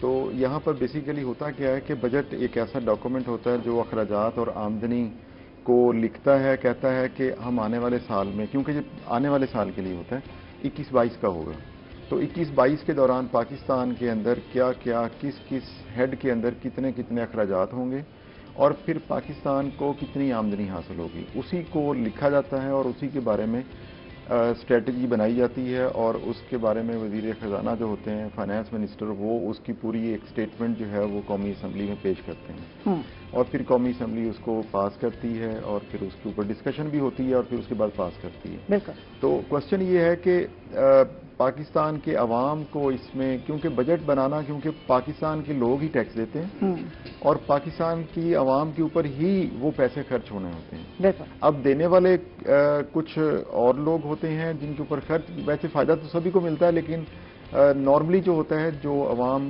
جو لوگ پسے ہوئے ہوتے ہیں، جن کی آمدنی کم ہوتی ہے، وہ ان کی ایکسپیکٹیشنز ہوتی ہیں، ان کے لیے صرف 2-3 باتیں زیادہ اہم ہوتی ہیں۔ نمبر 1 ان کو ہوتا ہے کہ ان کو روزگار ملتا رہے۔ نمبر 2 ان کے لیے ہوتا ہے کہ ان کی جو پرچیزنگ پاور ہے وہ متوازن رہے، وہ کم نہ ہو۔ اچھا، دوسرا یہ ہوتا ہے کہ قیمتیں نہ بڑھیں۔ بس یہ 2-3 باتیں ہوتی ہیں جن کو ایک عام انسان یا ایک عام سوسائٹی کا جو ممبر ہے وہ یہ دیکھتا ہے۔ اس کو اس بات سے لینا دینا نہیں ہوتا کہ یہاں پر انویسٹمنٹ کیا ہوتی ہے، یہاں پر فورن ریمیٹینسی سے کیا ہو رہا ہے، ایکسپورٹس، ٹریڈ، اس سے ان کا لینا دینا بہت کم ہوتا ہے۔ جبکہ جو پاکستان کے جو معیشت کا بجٹ بناتے ہیں ان کے لیے یہ جو میں باتیں کہہ رہا ہوں، جس کا عام لوگوں سے کوئی تعلق نہیں ہوتا یا ان کے بارے میں نہیں سوچتے، جو دوسرے لوگ ہوتے ہیں وہ ان کے بارے میں بہت زیادہ سوچتے ہیں۔ تو اس لیے دونوں کے پوائنٹ آف ویو ذرا تھوڑے سے ڈفرنٹ ہوتے ہیں، لیکن ہم اب چلتے ہیں اس بات کے اوپر۔ جیسا کہ آپ نے بھی ابھی تھوڑی دیر پہلے کہا کہ پاکستان اکنامک سروے کل آیا، کیونکہ آج بجٹ آنا ہے شام کو، اور وہ کچھ اشاریوں اور اس طرح میں ہوتا ہے، وہ جو ٹیکنیکل طور پہ بنایا جاتا ہے، شاید عام بندے کی سمجھ میں نہیں، وہ کہتے ہیں یہ اعداد و شمار کا گورکھ جھنڈا ہے۔ تو وہ جو اعداد و شمار ہیں وہ پہلے پیش کر دیے جاتے ہیں، وہ والے پیش کیے جاتے ہیں جو پچھلے سال کے ہوتے ہیں۔ جو پاکستان اکنامک سروے ہے وہ جو پچھلے سال کی کارکردگی ہے، بیسیکلی وہ ڈاکومنٹ ہوتا ہے جو ایک دن پہلے بجٹ سے آتا ہے اور اس کی بیس پر پھر وہ اپنی نئی پالیسی بناتے ہیں آنے والے سال کے لیے۔ اسی کو بجٹ کا نام دیا جاتا ہے، جس کے اندر آمدنی اور اخراجات ہوتے ہیں۔ اب چلتے ہیں اس بات کے اوپر کہ اکنامک سروے کے اندر کیا آیا۔ پاکستان اکنامک سروے جب سے یہ پی ٹی آئی کی گورنمنٹ آئی ہے، اس کو بہت سارے اکنامک چیلنجز کا سامنا تھا، اس میں کوئی شک نہیں ہے، اس کے اندر کوئی دوسری رائے نہیں ہے اس کے اندر۔ ہمارا جو اکنامک سسٹم ہے وہ ایک آرٹیفیشل چیزوں کے اوپر بنایا گیا تھا، جس کو کہہ لیں کہ جس میں گورنمنٹ کی انٹرفیئرنس بہت زیادہ تھی۔ ہم نارملی اکنامکس کی لینگویج میں یہ کہتے ہیں کہ مارکیٹ کو کام کرنا چاہیے، چاہے وہ کوئی بھی مارکیٹ ہو، لیبر مارکیٹ ہو، منی مارکیٹ ہو، کیپٹل مارکیٹ ہو، 4-5 مارکیٹس ہیں جن سے ملک چلتا ہے۔ ان کی مارکیٹس کی جو فورسز ہوتی ہیں وہ 2 طرح کی ہوتی ہیں، ایک طلب کی ہوتی ہیں، ایک رسد کی ہوتی ہے، جس کو ڈیمانڈ سپلائی کا نام دیتے ہیں۔ ایکچولی جب گورنمنٹ اس کو ڈسٹرب کرتی ہے تو یہ وہی رول پلے ہوتا ہے جس کو ہم عام الفاظ میں مافیا کا نام دیا جاتا ہے۔ اس کو اکنامکس کی لینگویج میں ہم کہتے ہیں کہ یہ مارکیٹ ڈسٹورشنز ہیں، منڈی کی ناکاملیات کہتے ہیں۔ یہ کام طالب علم جو اکنامکس کا ہوگا وہ جانتا ہوگا ان کو۔ اچھا، کوشچن یہ ہے کہ یہ جو منڈی کی ناکاملیات ہیں ان کو ہمیں روکنا ہوتا ہے، بجائے اس کے کہ خود گورنمنٹ کچھ ایسے ایکشن لے لے جو اس کے اندر شامل ہو جائیں، تو اس سے جو اس کا نقصان ہوتا ہے وہ لانگ ٹرم میں ہوتا ہے۔ میں اس بحث میں اب نہیں جاؤں گا، ہم نارمل اس کی طرف رکھتے ہیں ڈاکومنٹس کو کہ کیا پاکستان اکنامک سروے میں ہوا۔ پاکستان اکنامک سروے میں یہ ہوا کہ جو گورنمنٹ نے اسٹیٹمنٹ دی ہے اس کے مطابق جو لارج سکیل ہماری مینوفیکچرنگ ہے اس کے اندر بہت زیادہ اضافہ ہوا۔ ایگریکلچر کی جو مین جو پروڈکشن ہے اس کی میں اضافہ ہوا، جو مین فوڈ کراپس ہیں جس میں ایگریکلچر ہے، جس میں میز ہے، مکئی ہے، رائس ہے، اس میں اضافہ ہوا پروڈکشن میں۔ اس کی بیس پر ہوا یہ کہ پاکستان کا جو اکنامک گروتھ ریٹ ہے، جس کو ہم کہتے ہیں نا معاشی نمو جو ہوتی ہے، وہ 3.94 کے اراؤنڈ اباؤٹ آ گئی۔ تو اراؤنڈ اباؤٹ کہہ لیں 4% آ گئی۔ اب کوشچن یہ ہے کہ کچھ اپوزیشن والے تو بہت شور مچا رہے ہیں کہ جی یہ غلط ہے، یہ انہوں نے غلط کیا، یہ کیا، وہ کیا، لیکن جہاں تک میں ایک طالب علم ہوں اکنامکس کا تو میں کہتا ہوں کہ وہ بالکل ٹھیک ہے۔ اب وہ ایک الگ بات ہے کہ اس 3.94 جو معاشی جو اکنامک گروتھ ہے اس سے ایک عام آدمی کے اوپر کیا امپیکٹ پڑا، کتنا فائدہ ہوا، ایک عام آدمی کتنا فائدہ ہوا۔ گورنمنٹ کے لیے سب سے جو بڑا چیلنج ہے وہ صرف افراطی زر کا ہے، قیمتوں کا جو بڑھنا ہے اس کے اندر بھی یہ قیمتیں جو ہیں، میں بالکل بڑے اس سے باوثوق ذرائع سے یہ کہوں گا کہ قیمتیں جو ہیں وہ اس کی وجہ سے نہیں بڑھی، طلب اور رسد کی وجہ سے نہیں بڑھی۔ یہ قیمتیں بڑی ہیں تو یہ بڑی ہیں طلب اور رسد کو جان بوجھ کے کم زیادہ کرنے کی وجہ سے بڑی ہیں. ٹھیک ہے. اور اس کے اوپر ریگولیٹری جو باڈیز ہیں ان کا اس کے اوپر نہیں ہے, اس کا کنٹرول نہیں, سمجھ لیں آپ, اس کی وجہ سے بڑی. گورنمنٹ کو اس کے اوپر ریگولیشن ایک قانون سازی کرنی چاہیے کہ کوئی ہولڈنگ نہ کرے, ذخیرہ اندوزی نہ کرے, جس سے اس کی سپلائی کے اوپر فرق آئے اور اس سے پھر قیمتیں جو بڑھتی ہیں وہ رک جائیں گی. تو یہ حکومت کے لیے سب سے جو بڑا چیلنج ہے وہ یہ والا چیلنج ہے. دوسری بات یہ رہی کہ ایک گورنمنٹ نے جو ہے وہ جو عام لوگ کہتے ہیں جی اوپر کچھ اتنا فرق نہیں پڑا پچھلے 1 سال میں, آنے والا تو بجٹ بتائے گا, اس میں گورنمنٹ کو پریورٹی پہ یہ رکھنا چاہیے کہ افراط زر کو کنٹرول کیسے کرنا اور لوگوں کو روزگار. 2 موٹے موٹے اصول ہیں کہ روزگار کیسے دینا لوگوں کو, اور وہ اس کے لیے ایک بڑی کلیئر اسٹریٹجی ہے. دیکھیں روزگار دینے کے لیے لوگوں کو, عام لوگوں کو, ہمارے 2-3 طرح کے 2 سیکٹرز ہوتے ہیں, ایک فارمل سیکٹر ایک انفارمل سیکٹر. فارمل سیکٹر کی تو پروڈکشن بڑھ گئی جس کی وجہ سے آپ کا 2% سے اٹھا کے آپ نے 4% گروتھ ریٹ کر دیا, اس میں تو کوئی پرابلم نہیں ہے اور گورنمنٹ اس کے اوپر کام بھی کر رہی ہے. دوسری جو اہم بات ہے وہ ہے ہمارا انفارمل سیکٹر. انفارمل سیکٹر جس میں عام لوگ, جس میں ٹرینڈ لوگ نہیں ہوتے لیبر کے اندر, عام لوگ ہوتے ہیں جو کہ روز دہاڑی کے اوپر کام کرتے ہیں اور ان کو اس سے روزگار ملتا ہے, اور اس کی طرح کی ایکٹیویٹیز کے لیے پاکستان کے اندر انویسٹمنٹ ہونا بہت ضروری ہے. جب کاروبار چلے گا تو لوگوں کو روزگار ملے گا. اس میں لارج سکیل والا جو ہے وہ تو ہو گیا, وہ تو گورنمنٹ نے کہہ دیا اور آن ڈاکومنٹ ہے, جس کی وجہ سے پاکستان کا اکنامک گروتھ ریٹ جو ہے وہ 4% کے اراؤنڈ چلا گیا. اب چاہیے یہ کہ جو لوکل انویسٹر ہے اس کو فائدہ دیا جائے, اس کے لیے ٹیکس کے اندر کو مراحت رکھی جائے. اور دوسری بات یہ کہ جو فورن ڈائریکٹ انویسٹمنٹ ہے اس کو لے کے چائنا لے کے آ رہا ہے, لیکن باقی لوگوں کا بھی کانفیڈنس بحال ہونا چاہیے, وہ لوگ بھی انویسٹمنٹ لے کر یہاں پر آئیں. اور اس کے علاوہ جو میں کہوں سازگار ماحول بنانے کی بہت ضروری ہے. اس کے علاوہ جو سب سے بڑا مین ایشو پاکستان کے اندر آتا ہے وہ آتا ہے کہ لوگ دیکھتا ہے, انویسٹر یہ دیکھتا ہے کیا یہاں پر مجھے انرجی ملے گی, کیا مجھے الیکٹریسٹی ملے گی. اچھا الیکٹریسٹی تو ملتی ہے, کیپیسٹی ہے, گورنمنٹ خود اناؤنس کر رہا ہے, منسٹر خود کہہ رہا ہے کہ کیپیسٹی ہے, اور میں خود بھی کہہ رہا ہوں بینگ اے طالب علم میں کہتا ہوں کہ ان کے پاس کیپیسٹی ہے, پروڈیوس کر سکتے ہیں. لیکن ایشو یہ آتا ہے کہ وہ پر یونٹ کاسٹ بہت زیادہ ہے, وہ بندہ اس سے ہماری پروڈکشن کی کاسٹ بڑھ جائے گی. تو ان کو چاہیے کہ جو ہائیڈل جو پانی سے بجلی والے جو منصوبے ہیں جن کے اوپر اب حکومت کام کر رہی ہے, پچھلے 2 سالوں سے کام کر رہی ہے, اور وہ آنے والے 2-3 سالوں کے اندر مکمل ہونے جا کے, اس کے آپ دیکھیے کہ لانگ ٹرم بڑے فائدے ہوں گے ہمیں. اس کا کسانوں کو بڑا فائدہ ہوگا کیونکہ ٹیوب ویل چلیں گے, سستی بجلی کے اوپر چلیں گے, ان کی پر جو ایکڑ جو ییلڈ آتی ہے اس کی جو کاسٹ آف پروڈکشن ہے وہ کم ہو جائے گی. اسی طرح سے جو پیداوار باقی جو اسمال اسکیل انڈسٹری ہے اس کو بڑا فائدہ ہوگا.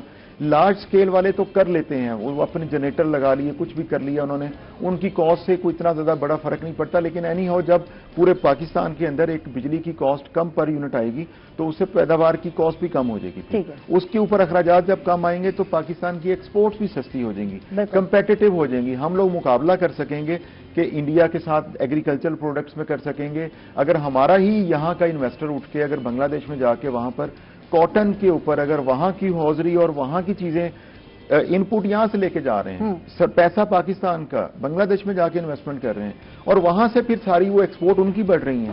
تو میرا خیال ہے کہ اگر حکومت ایسے جو انویسٹر ہیں جو ہمارے روٹھے ہوئے انویسٹرز ہیں ان کو پاکستان میں لے آیا جائے, ان کو مراحت دی جائے, انہیں کانفیڈنس دیا جائے کہ آپ کے کاروبار کے اوپر کوئی ایسا مسئلہ نہیں ہوگا. اگر آپ لیگل چیزوں کے ساتھ چلتے ہیں تو آپ کو ہم پروٹیکشن دیں. کاسٹ آف پروڈکشن بڑھ گئی, یہاں ٹیکسز میں اضافہ. شاکر صاحب ٹیکسز کے حوالے سے بات کریں گے, کن کن چیزوں پر ٹیکسز جو ہے بڑھائے جا رہے ہیں, آپ نے دیکھا ہوگا یا آپ کا اندازہ ہے, یا اور کن چیزوں پر جو ہے ریلیف دیا جانے والا ہے, آپ کو کیا لگتا ہے؟ اس میں جو سب سے اہم بات پچھلے سال کی ہے وہ یہ ہے کہ تب چیئرمین FDR تھے شبر زیدی. اچھا ایک عمومی بات ہے کہ جب ہم ٹیکس پیئر جو ہے وہ کسی وکیل کو ہائر کرتا ہے تو اس لیے ہائر کرتا ہے کہ وہ ہمارا یہ کیس جو ہے بڑے اچھے انداز سے جا کے لڑے, کہ گورنمنٹ کا اگر میں نے 100 روپیہ دینا ہے تو وہ وکیل جو ہے وہ 20 روپے اپنی فیس لے گا, 10 روپے مجھے کہے گا کہ آپ خزانے میں جمع کروائیں, اور 70 روپے جو ہے وہ میرے پاس رہے گا. یہ ایک مطلب اصول ہے کہ وکیل کرنے کا مطلب یہی ہے. اب ہمارے ہاں جو بڑا عجیب سا معاملہ ہے کہ ہم سارے من حیث القوم کوئی بھی ٹیکس نہیں دینا چاہتا.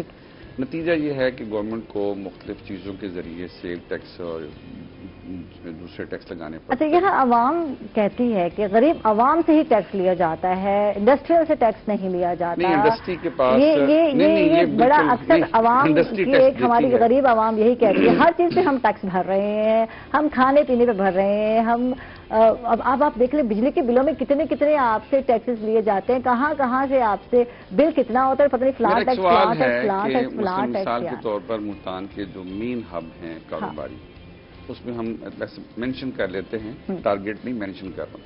साफा बाजार, चौक बाजार, हुसैना गई, काले मंडी, कैंट, गुलगश्त, न्यू मुल्तान, मुमताजाबाद, ये मतलब है कि यहाँ पर मेन कारोबार गल्ला मंडी। आप जरा एक साल बाद सिर्फ मुल्तान का FBR चेक करें कि इन बाजारों से उनको कितना रेवेन्यू जनरेट हो रहा है। ये अरबों रुपए का काम करते हैं, करोड़ों का काम नहीं करते हैं एक साल में। नतीजा ये है कि चूंकि हमारे यहाँ ये कल्चर ही नहीं बनाया गया, इतना खौफ ज़दा कर दिया गया है। मैं तो कहता हूँ कि एक यूनानिमस टैक्स लगा दें, मसलन सेक्टर बना दिए जाएं बाजारों के, पहले सर्वे किया जाए कि कौन सा दुकानदार कितना कारोबार कर रहा है, उसके कारोबार की वर्थ कितनी है। हाँ। आप सबको अच्छा मौके पर सर्टिफिकेट दें, इधर मतलब आप उन पर टैक्स लगाएं, उससे टैक्स लें, और साथ ही आपके पास एक प्रिंटर हो, उसकी तस्वीर हो दुकानदार की, और वो आवेदन करना लाजमी हो। एक मतलब आसान सा तरीका है। अच्छा, उसमें छोटा किराने वाला है, मोहल्ले वाला है, वो देख लें कि उसकी वर्थ क्या है, आप उस पर 200 रुपए का टैक्स लगा दें। आपने तो टैक्स नेटवर्क में लोगों को लाने के लिए कोई मैकेनिज्म नहीं बनाया। आप कहते हैं बस बड़े बाजार हों, भाई बड़े बाजारों में और गली मोहल्ले के बेशुमार ऐसे दुकानदार हैं जिनको आपने कभी टच नहीं किया और वो करोड़ों का काम करते हैं। अच्छा, इसी तरह कॉलोनीज देख लें, वहां पर काम हो रहा है, कोई नहीं करता। अच्छा, जितना हमारा शहर फैल गया, मैं मुल्तान की बात करूं, शहर फैल गया है, फैले हुए इलाकों में तो जाएं। अच्छा, अब बात जाएं आपके सवाल की तरफ। अवाम पर हमेशा टैक्स लगाया जाता है, ये मतलब इसमें तो आप अभी भी इस मर्तबा जो शुनीद है कि बहुत सारे नए टैक्स लगाए जा रहे हैं, और ख़ास तौर पर जो पेंशनर्स हैं वो सबसे ज़्यादा परेशान हैं। उनकी मतलब है कि वो जो पेंशन पर भी टैक्स लगाने की खबर आ रही है। मैं कहता हूँ कि वो पिसे हुए लोग हैं। अभी डॉक्टर इमरान शरीफ ने बड़ी अहम बात की, रिटायर भी है, और वो ये थी कि इन्होंने GDP ग्रोथ जो है वो तकरीबन 4 के करीब कर दिया। अच्छा, ये आदाद का गोरखधंधा है, आदाद शुमार है, ऐसा नहीं हुआ। अगर ऐसा हुआ होता तो कम से कम महंगाई तो कम होती, लोगों को रोजगार मुयस्सर आता। बिल्कुल, ये मतलब है कि दो बातें ऐसी हैं। अच्छा, आप के पास इंतजामी, इन्होंने कहा जी कि हमारी सारी फसलें बहुत अच्छी हुई हैं, गंदम पर 500 रुपीज़ इन्होंने मतलब एक्स्ट्रा दिया है गवर्नमेंट ने, आपकी गन्ने की फसल, आपकी मकई की फसल, आपकी सारी फसलें बहुत अच्छी हुई हैं। या किसान की हालत तो देखें, उसने टमाटर जो है वो 2 रुपए किलो मंडी में दिया है, 2 रुपए किलो, और बहुत सारे ने तो ज़ाया कर दिया कि हमें जब 2 रुपए मिलना है तो हम ट्रांसपोर्टेशन पे पैसे क्यों लगाएं। बिल्कुल बिल्कुल, दरियाओं में बहाए उन्होंने, नदियों में प्याज 10 रुपए से लेकर 20 रुपए किलो, आपका मैकेनिज्म मार्केट का नहीं है, ठीक है। अच्छा, इसी तरह अब और आ जाएं, रमजान के अंदर कोई सब्जी, कोई फल, अशियाए खुर्दोनोश, घी, चीनी, किसी के रेट्स कम नहीं हुए। आपकी इंतजामिया कहाँ थी? वो सारा का सारा बोझ अवाम पर आया है, और अवाम की हालत पिछले 1.5-2 साल से कोरोना की वजह से इतनी बुरी है कि अभी मैं पढ़ रहा था 2.5 करोड़ लोग जो हैं वो बेरोजगार हुए हैं इस कोविड की वजह से। ठीक है, जबकि कल जो बताया जा रहा था, वज़ीर खजाना में बता रहे कि तकरीबन कोरोना की से 2 करोड़ से ज्यादा लोग जो है बेरोजगार हुए। तो अब दुनिया में बेरोजगारी बढ़ी है इस कोविड की वजह से। उसमें एक वो तो एक इंटरनेशनल एक इशू है, लेकिन जो बात शाकिर भाई ने पॉइंट आउट की है वो बहुत अहम है। ये जो FBR की रीस्ट्रक्चरिंग होनी चाहिए। लोग खौफजदा होते हैं, वो लोग थ्रेट करते हैं आके FBR के, जी आपको हम यूं कर देंगे। एक आम जो कारोबार करने वाला बंदा है उसको तो फैसिलिटेट करना चाहिए, उन्हें सहूलतें देनी चाहिए। सहूलतें इस सेंस में नहीं देनी चाहिए कि उन्हें माफ कर देना चाहिए। वो कहते हैं हम टैक्स देते हैं, लेकिन आप हमें जो एक ओवर बर्डन डालते हैं, या हमें कहते हैं अगर आप इतने हमें नहीं देंगे तो हम आपको इतने टैक्स डाल देंगे, वो चीजें नहीं होनी चाहिए वहाँ। हाँ जी, तो ये तो शुरू से है। ये अच्छा, अगर आप टैक्स ले रहे हैं, मैं एक मिसाल देता हूँ। अगर डॉक्टर इमरान शरीफ साहब सरकारी मुलाजिम हैं, पढ़ा रहे हैं, अच्छा, ये सबसे ज्यादा मजलूम तबका जो है ना वो है जो गवर्नमेंट से तनख्वाह लेता है। गवर्नमेंट सबसे पहले अपना टैक्स ले लेती है, अच्छा, मैं इनसे पूछता हूँ कि आप की तनख्वाह में से टैक्स कट गया, आपको हुकूमत ने क्या दिया? और मैं इनके बराबर बैठा हूँ, एक कारोबारी आदमी हूँ, इनसे ज्यादा कमा रहा हूँ और मैं 1 रुपया नहीं दे रहा, ठीक है? ये और मैं बराबर हैं। इनको तो गुस्सा आएगा कि भाई जो मेरे बच्चों के मुंह का निवाला था वो तो गवर्नमेंट ने ले लिया। गवर्नमेंट ने इनको क्या दिया? गवर्नमेंट ना मुझे दे रही है ना इनको दे रही है। आप एक ऐसा निजाम वजह कर दें कि मसलन वो एक बंदा कहते हैं जी मैं महीने का आप साल का 5 लाख रुपए टैक्स दूंगा, आप कहेंगे हम आपको फलां जगह पर मराद देंगे, आप रेडियो अपना रेलवे चले जाएं, PIA चले जाएं, अपने एयरपोर्ट चले जाएं, हम आपको ये मराद, अस्पताल जाएं, आपके पास एक कार्ड होगा, आपको PIT बेस आपको ट्रीटमेंट की सहूलत होगी, आपको इन चीजों में रियायत मिल जाएगी, आपको बिजली के बिल में रियायत मिलेगी। आपने इतना बिल टैक्स पे किया है, हम आपको बिजली के बिल में रियायत देते हैं, आपने कभी डिफॉल्टर नहीं हुए, अब हम आपको गैस में 2% डिस्काउंट दे देते हैं। आप दें तो सही कुछ, अगर आप ले रहे हैं कुछ दें भी तो सही ना। यहाँ देने का गवर्नमेंट का रिवाज बिल्कुल भी नहीं है। देखिए इन्फ्लेशन जो है वो अफराती दर हर साल बढ़ता है, 5-6%, तो पहले बढ़ता रहा था, अब तो डबल डिजिट में भी चला गया था, 12 पे चला गया था। अब क्वेश्चन ये है कि जो लोग बेचारे जिनकी तनख्वाह के साथ आप उनकी परचेजिंग पावर कम की हो रही है उसकी वजह अफराती दर की वजह से, उनकी तनख्वाहों में तो आपने इजाफा नहीं किया। अब क्वेश्चन ये है कि जो लोग टैक्स दे रहे हैं उनकी तनख्वाहों में इजाफा नहीं हो रहा। ठीक है। अच्छा, टैक्सेस तो हर चीज पर आयद किए गए। आप शॉपिंग करते हैं, एक जोड़ा लेते हैं, एक सूट है, उस पर भी आपको टैक्स देना पड़ता है। तो कहीं जाकर ये कस्टमर की जेब से जा रहा है, आवाम की जेब से जा रहा है, दुकानदार नहीं दे रहा। आपको पता है ये बात अब रेट बढ़ा दिए गए हैं। कर रही मल्टीनेशनल जो ब्रांड उनका बरास FBR के साथ वो बददियानत नहीं है, उनका नेटवर्क जो है उनके साथ जुड़ा हुआ है। वो अगर बददियानती करेंगे तो वो मतलब पकड़े जाएंगे। उनकी प्रोडक्शन जहां से निकल रही है वहां पर एक सिस्टम इन्होंने बनाया हुआ है। लेकिन जो बात इमरान भाई ने कही है ना, उसको जरा गौर करें कि हम मतलब है कि टैक्स जो है मतलब वो जो अफरात ज़र है वो 12% पर जब पहुंच जाएगा, आप कहाँ मतलब जाएंगे? मुझे सवाल तो परचेजिंग पावर कम हो जाएगी। ठीक है, यहाँ बात करते हैं चीनी की, आटे की, यहाँ हम घी की बात करते हैं, और ये जो है और इसके मतलब तो पेट्रोल की बात करते हैं। और कहा यह जा रहा था कि पेट्रोलियम मसनूआत में अगर इजाफा किया गया तो जो है अवाम पर जो है, क्योंकि वज़ीर ख़जाना हमारे कह रहे थे कि अवाम पर जो है इसका बोझ नहीं डाला जाएगा, ये भी एतमाद दिलाया जा रहा है कि आगे नहीं होगा ऐसा। तो इस हवाले से क्या कहते हैं? अच्छा, ये बिल्कुल गलत बात है। हाँ। अच्छा, ये वो बुनियादी चीजें नहीं है ना, ये मतलब वो बुनियादी चीजें हैं जिसके बगैर, पेट्रोल के बगैर आपका गुजारा नहीं है। बिल्कुल। हुकूमत अपनी जो पेट्रोल पर लेवी टैक्स ले रही है वो कम कर दे, आवाम को रिलीफ दे दे। अच्छा, ये ऑयल और घी, ये पिछले 2.5 वर्षों में, अब तो मतलब अगले महीने 3 साल हो जाएंगे इस हुकूमत को आए हुए, तो इन 3 वर्षों में अगर आप 3 सालों का सर्वे करें, आपके घी और ऑयल की कीमत कितनी बढ़ी है, आपकी चीनी की प्राइस कितनी बढ़ी है। आप ऐसे ये बहुत बड़ा मजाक है आपका कि जी पूरी दुनिया में चीनी की कीमत इतने फीसद बढ़ी है, हमारे यहाँ 18% बढ़ी है। भाई बात ये है कि हम दुनिया को, अगर दुनिया की बात करते हैं तो दुनिया में तो जो मेडिकल की सहूलियात हैं वो हमसे कहीं ज्यादा बेहतर हैं। एजुकेशन की है, मेडिकल की है, और मेडिसिन देख रहे हैं 2% से ज्यादा उनकी जो है पूरी दुनिया में। आप दुनिया की मिसाल पाकिस्तान पर ना दिया करें, पाकिस्तान तो दुनिया में बिल्कुल अलग थलग खड़ा हुआ है। ठीक है, इस पे बात करते हैं। माजरत के साथ वक्फे का वक्त हो गया, हम जा रहे छोटे से वक्फे पर। नाज़रीन कहीं मत जाइएगा, हमारे साथ रहिएगा।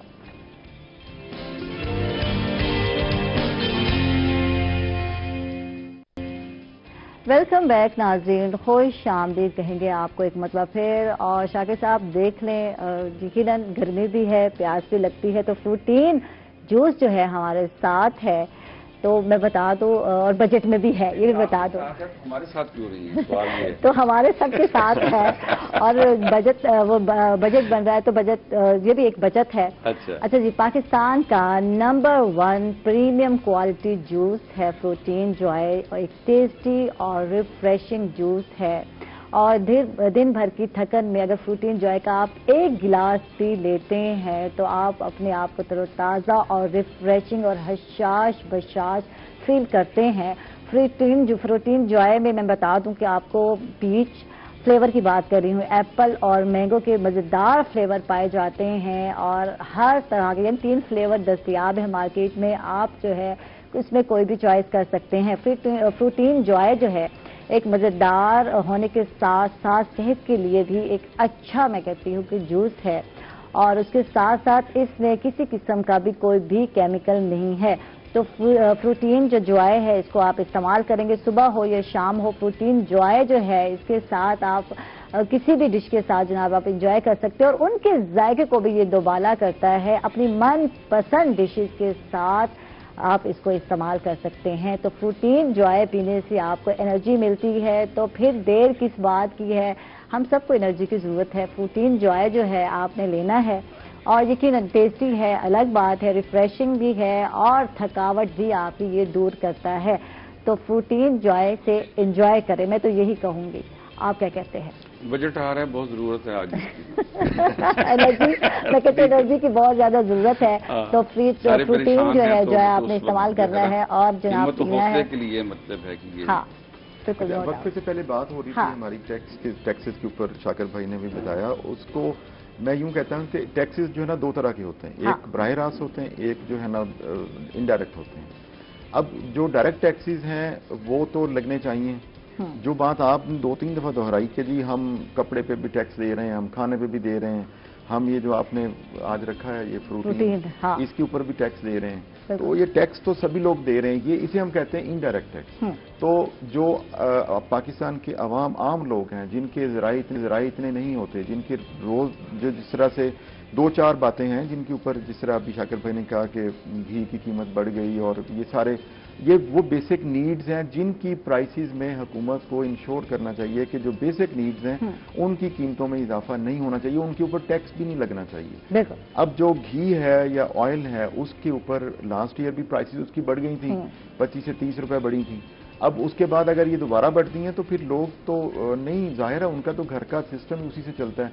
तो जो 2-4 चीजें हैं, चीनी है, घी है, ऑयल है, और जो गंदम है, बाकी चीजें, अब देखें एक तरफ तो हुकूमत ने स्पोर्ट प्राइस बढ़ाई गंदम की, ठीक है, उसकी कीमत बढ़ गई। अब वो तो उन लोगों को फायदा होगा ना जो प्रोड्यूस कर रहे हैं। अब जो लोग शहरों के अंदर गरीब लोग रहते हैं, जो जिनका गुजर-औकात दिहाड़ी के ऊपर होता है, दिन में एक कमाया और उसके ऊपर खर्च किया, तो उनके लिए तो आटा की कीमत बढ़ जाएगी फिर। तो हुकूमत को ये चाहिए कि उन लोगों के लिए हुकूमत जो है वो यूटिलिटी स्टोर के ऊपर और बाकी स्टोर्स के ऊपर इंश्योर करे कि उसकी कीमतों में इजाफा नहीं होगा, और उनके ऊपर इनडायरेक्ट तरीके से बेसिक नीड के ऊपर भी टैक्स नहीं लगना चाहिए। आज के बजट के अंदर अगर लगेगा तो उससे फिर इम्पैक्ट आएगा एक आम उसके ऊपर। अच्छा इमरान भाई, एक और बात, अभी यूटिलिटी स्टोर का जिक्र आया ना, फौरन ज़हन में एक सहूलत आ जाती है, ऑयल सस्ता मिल जाएगा, चीनी सस्ती मिल जाएगी। अफराद यहाँ मौजूद हैं और 3 मुख्तलिफ शोबों से हैं। ठीक है, आप हाउस वाइफ हैं, आप पढ़ा रहे हैं, मैं मतलब बिजनेस करता हूँ, लिखता हूँ। मैं तीनों से मेरा सवाल है आपसे समेत, क्या हम में से कोई आखिरी मरतबा यूटिलिटी स्टोर का चीनी मंगवा लेती हूँ? मैं चीनी मंगवा लेती हूँ। मतलब देखे ना, वो तो मतलब हम नहीं गए हो गया ना। मैं ये कर रहा हूँ कि हमारा एतमाद नहीं किया, एतमाद इसलिए सारी चीजें नहीं मिलती ना, वहाँ एंड में आपको माचिस की तीली दे दीजिए। नहीं, वो मतलब है कि उनका जो म्यार है ना, जो मार्केट में, जो खुली मार्केट में जो चीज पड़ी हुई है उससे कहीं कमतर है। लेकिन अफसोस की बात यह है कि हुकूमत के खजाने पर हर साल उसमें करोड़ों अरबों रुपए की सब्सिडी दी जाती है। ठीक है, बिल्कुल। अगर उस पर आवाम का एतमाद नहीं है तो फिर आप सबके लिए जो नहीं बस एक मतलब स्कीम दे दें, बिल्कुल बिल्कुल, ताकि हर मतलब पाकिस्तान के हर फर्द को वो सहूलत मिल सके। लेकिन यहाँ पर ऐसा नहीं है। क्या मतलब कोई ऐसा निजाम समझ नहीं आ रहा पिछले 73 वर्षों में? एक्चुअली शाकिर भाई, ये जो आपने पहले भी जिक्र किया ना कि FBR के ऊपर ट्रस्ट नहीं है, उसकी ना रीस्ट्रक्चरिंग होना बहुत जरूरी, लोगों का कॉन्फिडेंस, एतमाद बहाल होना बहुत जरूरी है। हुकूमत को करना पड़ेगा। शफर जैदी भी नहीं कर सका कामयाब, मतलब जिनका वो उस पर उसको वो कहता मुझे काम करने नहीं करने दिया। ठीक है, और अब जो नए आए हैं, अब देखेंगे वो क्या करते हैं।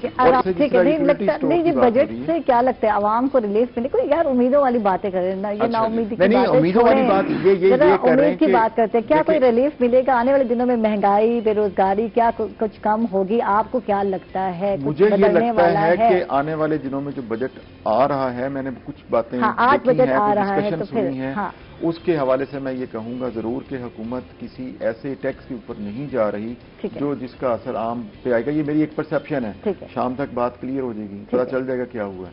لیکن اس کے ساتھ ساتھ جس طرح پیٹرول کی بات کی ہے، پیٹرول کی قیمت کو نہیں بڑھنا چاہیے. میرے خیال 2-3 دفعہ سمری آئی ہے پرائم منسٹر صاحب کے پاس، تو انہوں نے نہیں بڑھایا کہ پہلے پیٹرول بڑھتا تھا 1 مہینے بعد، اب سمری 15 دن بعد 15 دن کے بعد آ جاتی ہے. یہ اس کو بھی ختم ہونا چاہیے جی، کم از کم 1 مہینہ تو عوام سکھ کا سانس لیں. وہ تو پرائم منسٹر نے نہیں بڑھنے دیا. اب ہم میڈیسن کی بات کرتے ہیں، جیسے کہ کہا گیا بلکہ دیکھا بھی گیا 200% سے زیادہ جو ہے میڈیسن کی قیمتوں میں اضافہ ہوا. اب دیکھیں بیماری، ہر بندہ بیمار ہوتا ہے، کوئی ایسا بندہ نہیں ہے جو زندگی میں بیمار نہیں ہوتا یا وقت نہیں آتا ایسا. تو یہ اس پہ کام کرنے کی ضرورت ہے. اس پہ آپ کیا سمجھتے ہیں شاکر بھائی؟ اس پہ ٹیکسز ختم کرنے ہیں، کم کرنا ہے. اب جب ہم کہتے ہیں اس پہ بات کرتے ہیں تو کوئی بات ہی نہیں کرتا، دور بھاگتے ہیں. دکھتی رگ ہے. ہاں دیکھیں یہ سارا کا سارا نظام حکومت کے پاس ہے، ایک ریگولیٹری اتھارٹی ہے، اس کو کنٹرول کرنا. اس کو چاہیے کہ اب مثال کے طور پر ایک سالٹ ہے پیناڈول کا، وہ آپ کو مارکیٹ میں اس وقت جو مجھے تو پتہ نہیں کتنے کی، لیکن 2-1 روپے کی ایک ٹیبلٹ ملتی ہے، یہ 1.5 روپے کی ملتی ہے. صحیح ٹھیک ہے، پتا جو ہے اس کا 15 روپے کا، یا ویسے لیں تو 2 روپے کی ٹیبلٹ. ایسے ہی اسی سالٹ کی اگر مارکیٹ میں ٹیبلٹ جو ہے وہ 50 روپے کی ملتی ہے، سیم وہی سالٹ ہے، نام اس کا مطلب ہے کہ وہ ڈفرنٹ ہے. اب مجھے بتائیں اس میں جو جاہل عوام ہے، غریب عوام ہے، اس کو ڈاکٹر جو لکھ کے دے گا وہی لے گی، وہی لے گا. حکومت کہاں پر ہے؟ اچھا یہ جو آپ نے کہا کہ ادویات کی قیمتوں میں ہو شبہ اضافہ ہوا ہے، اس میں کوئی شک نہیں. ٹھیک ہے، جنیرک کمپنیز کو آگے نہیں آنے دیا جاتا. جب ہمارے یہاں نظام بنا ہی نہیں نا، اس لیے نہیں بنا گیا کہ پورا ایک مافیا ہے. اب آپ یہ دیکھیں کہ جی ڈاکٹر صاحب، میں شاکر بھائی یہ کہہ رہا تھا کہ اس کے اندر کوالٹی کا بھی ایشو ہے. اگر آپ ملیشیا یا سعودی عرب سے یا آپ یوکے سے، امریکہ سے ایک ٹیبلٹ لیتے ہیں تو آپ کو 24 گھنٹے میں آپ کو سر کا درد نہیں ہوگا. ہم 2 ٹیبلٹ بھی لے لیں گے تو ہمیں آدھے گھنٹے کا ریلیف ملے گا، اس کے بعد پھر دوبارہ شروع ہو جائے گا. کوالٹی کا ایشو ہے. بہت ساری ادویات جو ہیں، چھوٹے بھائی میرے باقر ہیں، میں دبئی سے اس سے منگواتا ہوں کہ بھائی یار تو آتے ہو یہ پین جو سمپل میڈیسن ہے نا. اچھا اب ایک تو یہ ہے جو ایک معیاری ادویات کی تیاری ہے، اس پر کوئی آپ کا چیک اینڈ بیلنس نہیں ہے. دوسرا نمبر 2 ادویات پر بھی نہیں ہے. اب جیسے کوئی مطلب دوائی مہنگی ہوئی، پتہ چلا اس کا نمبر 2 چیزیں مارکیٹ میں آ جاتی ہیں. حکومت نے اس پر کبھی کنٹرول نہیں کیا، اور موجودہ حکومت نے اس پر بڑی امید تھی کہ کم از کم جو ادویات کی قیمتیں جو ہیں، مثلا انسولین ہے، اچھا وہ غریب نے بھی لگانی ہے، امیر نے بھی لگانی ہے. اس 2.5-3 سالوں میں ہوا یہ ہے کہ غریب تر ہو گیا، امیر تر ہو گیا، اور متوسط تھا نا وہ غربت کی طرف چلا گیا. یہ ایک پرابلم ہوا ہے عمران بھائی. اس کو اوپر آنا چاہیے، وہ بیچارہ جو ہے وہ کلاس نیچے کی طرف آ گئی. اچھا اب ادویات کے اندر بھی یہی ہو رہا ہے کہ جو بنیادی دل کا مریض ہے، شوگر ہے، ہائپرٹینسو ہے، یا کینسر کی ادویات ہیں، یا مطلب روزمرہ کی ادویات ہیں، اس پر کوئی چیک اینڈ بیلنس نہیں رہا. میرے مہینے کی جو ادویات 2000 کی آتی تھیں، اب وہ 5000 روپے کی آ رہی ہیں. اب مجھے بتایا جائے چلو جی میں تو افورڈ کر رہا ہوں، کرنے مطلب اس کے بغیر میرا گزارا نہیں ہے، لیکن عام آدمی جس کی آمدن ہی کم ہو گئی. اچھا یہ آپ سوال ان سے بھی کریں، میڈیکل سٹورز والوں سے، جو ہول سیلرز ہیں، وہ بتاتے ہیں ہماری سیل کم ہوئی ہے، قیمت بڑھنے کے لوگوں کی قوت خرید ہی نہیں، وہ کہتے نہیں کھاتے. اچھا پہلے ہسپتال ہوتے تھے، وہاں پر مفت ادویات ہوتی، اور وہ والا نظام بھی گریجولی اپنے انجام کو پہنچ رہا ہے. یہ بڑا مسئلہ ہے. ہیلتھ سیکٹر میں ہمیں بہت توجہ کی ضرورت ہے، وہ وفاقی حکومت کو بھی چاہیے اور صوبائی حکومت کو بھی چاہیے. میں تو اس میں یہ کہتا ہوں کہ یہ جو ہیلتھ اور جو ایجوکیشن ہے، 2 کے اوپر گورنمنٹ کو پریورٹی، صوبوں کو اس بات پر لے کے آنا چاہیے کہ وہ اپنا جو بجٹ ہے اس کو ڈبل کریں. جو پہلے کریں اس کو بڑھا دیں. ٹھیک ہے، اب دیکھ لیں گورنمنٹ کے جو تعلیمی ادارے ہیں، اب وہاں بچے بہت سارے کیسز آ رہے ہیں گرمی کی وجہ سے، ڈھال ہیں، بے ہوش ہو رہے ہیں. کل بھی ہاسپٹل میں بہت سارے بچوں کو ایڈمٹ بھی کرایا ان کی طبیعت. اب وہاں ایک تو لوڈ شیڈنگ ہے ہی ہے، لیکن وہاں کا ماحول ہی ٹھنڈا نہیں ہے، پانی صاف پینے کا نہیں ہے، ٹھنڈا پانی نہیں، کتنی ساری چیزیں ہیں جو سہولیات کی ضرورت ہے. آپ کتابیں تو دے دیتے ہیں، آپ کہتے ہیں ہم نے یہ سہولت دے دی ہے اپنے گورنمنٹ کے اسکولوں میں کہ آپ کو خرچہ نہیں کرنے پڑتا، فیس زیادہ نہیں ہے، فی بھی زیادہ پے نہیں کرنی پڑتی، تو چند 1 روپے ہیں. لیکن یہ سہولیات تو پھر آپ دینا، یہ تو ضروری ہے نا. آپ میرا خیال ہے کہ دیکھیں ایجوکیشن کی سیکٹر کی بات کی، ہم نے اسکول کی بات کی ہے، تو اسکول کے اندر گورنمنٹ کو میں یہ کہتا ہوں کہ اگر آپ تعلیم نہیں دیں گے، अगर वो पढ़े लिखे नहीं होंगे, हमें तो टेक्निकल तालीम की तरफ जाना है। जो ऐसे हैं जिनकी हमें ज़रूरत आने वाली, CPEC एक बहुत बड़ा प्रोजेक्ट है, उसके ऊपर हमें सोए हुए हम अपना कुछ ना करें तो हमें कुछ नहीं मिलेगा उसमें से, जब तक कि हमने अपनी लेबर को टेक्निकल नहीं बनाना, जब तक हम यहाँ पर छोटे छोटे जो इन्वेस्टर्स हैं उनको इंड्यूस नहीं करेंगे तो हमें फायदा नहीं होगा, और उसका अल्टीमेटली हमारे लोगों पर भी इम्पैक्ट आना है। तो मेरा ज़ाती पर्सनल ये पॉइंट ऑफ व्यू है कि जो गवर्नमेंट की जो स्ट्रेटजीज हैं, जो मैक्रो इकोनॉमिक पॉलिसीज हैं, वो नो डाउट वो बहुत अच्छी जा रही हैं, लेकिन उसका जो इम्पैक्ट है उसका आम लोगों के ऊपर, जो पाकिस्तान के अंदर रहते हैं, उनके ऊपर इम्पैक्ट आना बहुत जरूरी हो गया है। और गवर्नमेंट को, जो हम बार बार, शबर भाई ने भी बात, अपना शाकिर साहब ने भी बात की और मैं भी ये बात कह रहा हूँ कि जो रेगुलेटरी बॉडीज है ना, वो अपना रोल प्ले नहीं कर रही। जिस तरह से मेडिसिन की शाकिर भाई ने बात की है, उसी तरह से जो है वो मैं दूसरी बात करूंगा, जिस तरह से FDR है उसके अंदर रिस्ट्रक्चरिंग होनी चाहिए। इसी तरह से जो ये जो आम खुर्दोनोश की अशिया हैं, उनकी रेगुलेटरी, उनके ऊपर प्राइसेस के ऊपर भी कंट्रोल होना चाहिए। उसमें सारा रोल फेडरल गवर्नमेंट का नहीं है। फेडरल गवर्नमेंट ने 18th अमेंडमेंट के बाद बहुत सारी चीजें, एजुकेशन, आपके पास हेल्थ, ये सारे वो प्योरली प्रोविंशियल गवर्नमेंट को दे दिए। सूबाई हुकूमत को चाहिए कि इसके अंदर ऐसे इकदाम करे जिसका आम लोगों को रिलीफ मिले, उनकी सेहत के ऊपर इम्पैक्ट आए। और हुकूमत जो है वो उसको, मैं ये कहूंगा, इस बजट के अंदर जो बैरूनी सरमायाकारी उसको बढ़ाया, चाइना तो कर ही कर रहा है, इसके अलावा और ममालिक से भी इन्वेस्टमेंट आनी चाहिए पाकिस्तान में। ठीक है, तो जो बाहर से इन्वेस्टर आते हैं उनके लिए मराद देने की जरूरत है, उनको उनके लिए माहौल साजगार किस तरह बनाया जा सकता है, ये आपसे पूछते हैं। After short break, stay with us.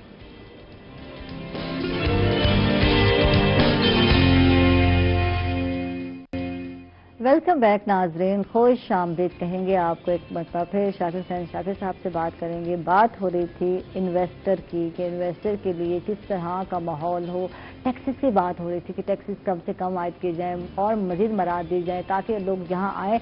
Attraction यहाँ पैदा करने की बहुत ज्यादा जरूरत है। इमरान साहब, आप क्या समझते हैं? मेरा ख्याल है कि इसमें देखें, जो सरमायाकारी है उसको लोकल इन्वेस्टर को भी इंसेंटिव देने चाहिए इस बजट के अंदर, और इंटरनेशनल को भी देंगे। इस हवाले से हुकूमत बहुत सारे इक़दाम उठा भी रही है, लेकिन ये कि उसका, क्योंकि ये जो लॉन्ग टर्म प्रोजेक्ट्स होते हैं, लॉन्ग टर्म प्रोजेक्ट्स के ऊपर टाइम लगता है, लेकिन जो हमारे पाकिस्तान के अंदर इन्वेस्टमेंट है, जिस तरह से अभी मैं ये कहूँगा कि जो छोटे कारोबार हैं उसके बारे में शाकिर भाई भी एक आइडिया अच्छा दे रहे थे, तो वो जो आइडियाज़ हैं उनको लेके आम जो बेरोज़गार नौजवान हैं उनको छोटे छोटे कर्जे दे के उनके छोटे छोटे लेवल के जो रोजगार हैं वो हुकूमत उनको गाइड करे और उनको पैसे दिए जाएं ताकि वो कारोबार करें। देखिए, चेक एंड बैलेंस बहुत ज़रूरी है उसके अंदर, पैसा डूबे नहीं, ख़राब नहीं हो, उसके लिए हुकूमत ज़रूर इक़दाम करे। लेकिन हुकूमत के जो एहसास प्रोग्राम है, इनकी हुकूमत की बहुत सारी ऐसी स्कीम्स हैं जो कि बहुत अच्छी हैं।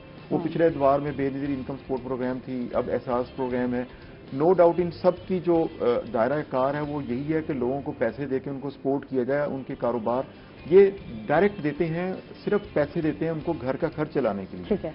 मैं बीइंग स्टूडेंट ऑफ इकोनॉमिक्स में कहता हूं कि आप किसी को पैसे मत दें, आप उसको छोटा सा कारोबार करवा दें। उसे कहें जी हम इसमें इन्वेस्टमेंट कर रहे हैं, आपको हम 50 लाख रुपए दे रहे हैं, आप ये कारोबार आप बताएं, अपनी प्रपोजल लेकर आए। प्राइम मिनिस्टर ने भी बहुत दफा ये कहा है कि नौजवान एक अच्छी प्रपोजल लेकर आए, हम उनको फाइनेंस करेंगे। तो अगर लोग, हमारे नौजवान जो हैं वो अच्छी अच्छी प्रपोजल लेकर आए और अप्लाई करें, उनको पैसे मिलें। ये भी हुकूमत की जिम्मेदारी है, जैसे पॉलिटेक्निक इंस्टीट्यूट हैं। जी बिल्कुल, ठीक है। अच्छा, स्मॉल इंडस्ट्रीज है। जी बिल्कुल। अच्छा, इनके पास बेशुमार आइडियाज हैं। अच्छा, उसमें दो चीजें बड़ी, आप चूंकि बरह रास्त आप इन चीजों को देखते हैं, पहली बात तो ये हुकूमत वो कह देती है जी हम माइक्रो फाइनेंसिंग कर रहे हैं, माइक्रो लोनिंग कर रहे हैं, छोटे कर्जादार। एक तो उस पर मार्कअप बहुत कम होना चाहिए, वो ज्यादा है, वो बहुत ज्यादा है। दूसरा, जब आपने एक कर्जा देना है एक नौजवान को, वो एक नौजवान नहीं होता, हाँ। उसकी एक पूरी टीम बनती है, उसके साथ बेशुमार लोग वाबस्ता हों, पूरी फैमिली आ जाती है। अच्छा, उसके लिए उसको देने के लिए शराइत भी आसान करें। अच्छा, तीसरा ये है कि वो जो गवर्नमेंट के इदारे हैं, जिस तरह ईमान भाई ने कहा है, वो उस पर निगरानी करें अपने उन मनसूबों की। प्रपोजल मैं नहीं बना सकता, मैं बनाऊंगा अपनी मर्जी का। जो हुकूमत बनाएगी उसको पता है कि ये मसलन सपोज आप छोटा टॉल बनाने वाला एक यूनिट लगा दें, बाहर भिजवाएं, छोटे ही मतलब के खड्डी पावर लूम्स का सेक्टर है, छोटे पैमाने पर स्टार्ट करवाएं। मतलब कपड़ा तो हमारे यहाँ, कॉटन हमारे यहाँ मौजूद है, आप उनको बिजली सस्ती दे दें, कर्जा दे दें, یا انڈسٹری اسٹیٹ میں اسے کہیں یہ یونٹ ہم نے نئے بنا دیے ہیں، آپ یہاں آ کے کام کریں، وہاں بجلی بھی سستی ہے، لوگوں میں بے روزگاری بھی کم ہوگی، پہلی بات۔ دوسری بات یہ ہے کہ گورنمنٹ کو یہ پتا ہوگا کہ ہم نے اس مرتبہ اتنے ارب روپے نوجوانوں کو قرضہ دیا ہے، 1 سال بعد اس کی اسیسمنٹ کریں، جو منصوبے کلک کر گئے اس کو مزید بڑھائیں، جو منصوبے نقصان میں جا رہے ہیں، یعنی مواقع بھی دینے ہیں، حالات بھی ایسے بنانے ہیں کہ لگے کہ نوجوان کو کہ واقعی میرے ملک میں کچھ ہے، یہ نہیں کہ یہ بھگوڑا بنے کہ باہر جانا ہے، ہم نے ڈالر کمانے ہیں یا کچھ کمانا ہے۔ ابھی میں بتاتا ہوں، اس وقت آم کی فصل تقریباً تیار ہے، بالکل، جیسے یہ ہمارے خطے کا آم تیار ہو کے مارکیٹ میں آئے گا، وہ 40 روپے کلو، 50 روپے کلو، بھائی آپ پوری دنیا میں آپ کی آم کی مانگ ہے، بالکل، آپ نوجوانوں کو ایسا فیسیلیٹیٹ کریں،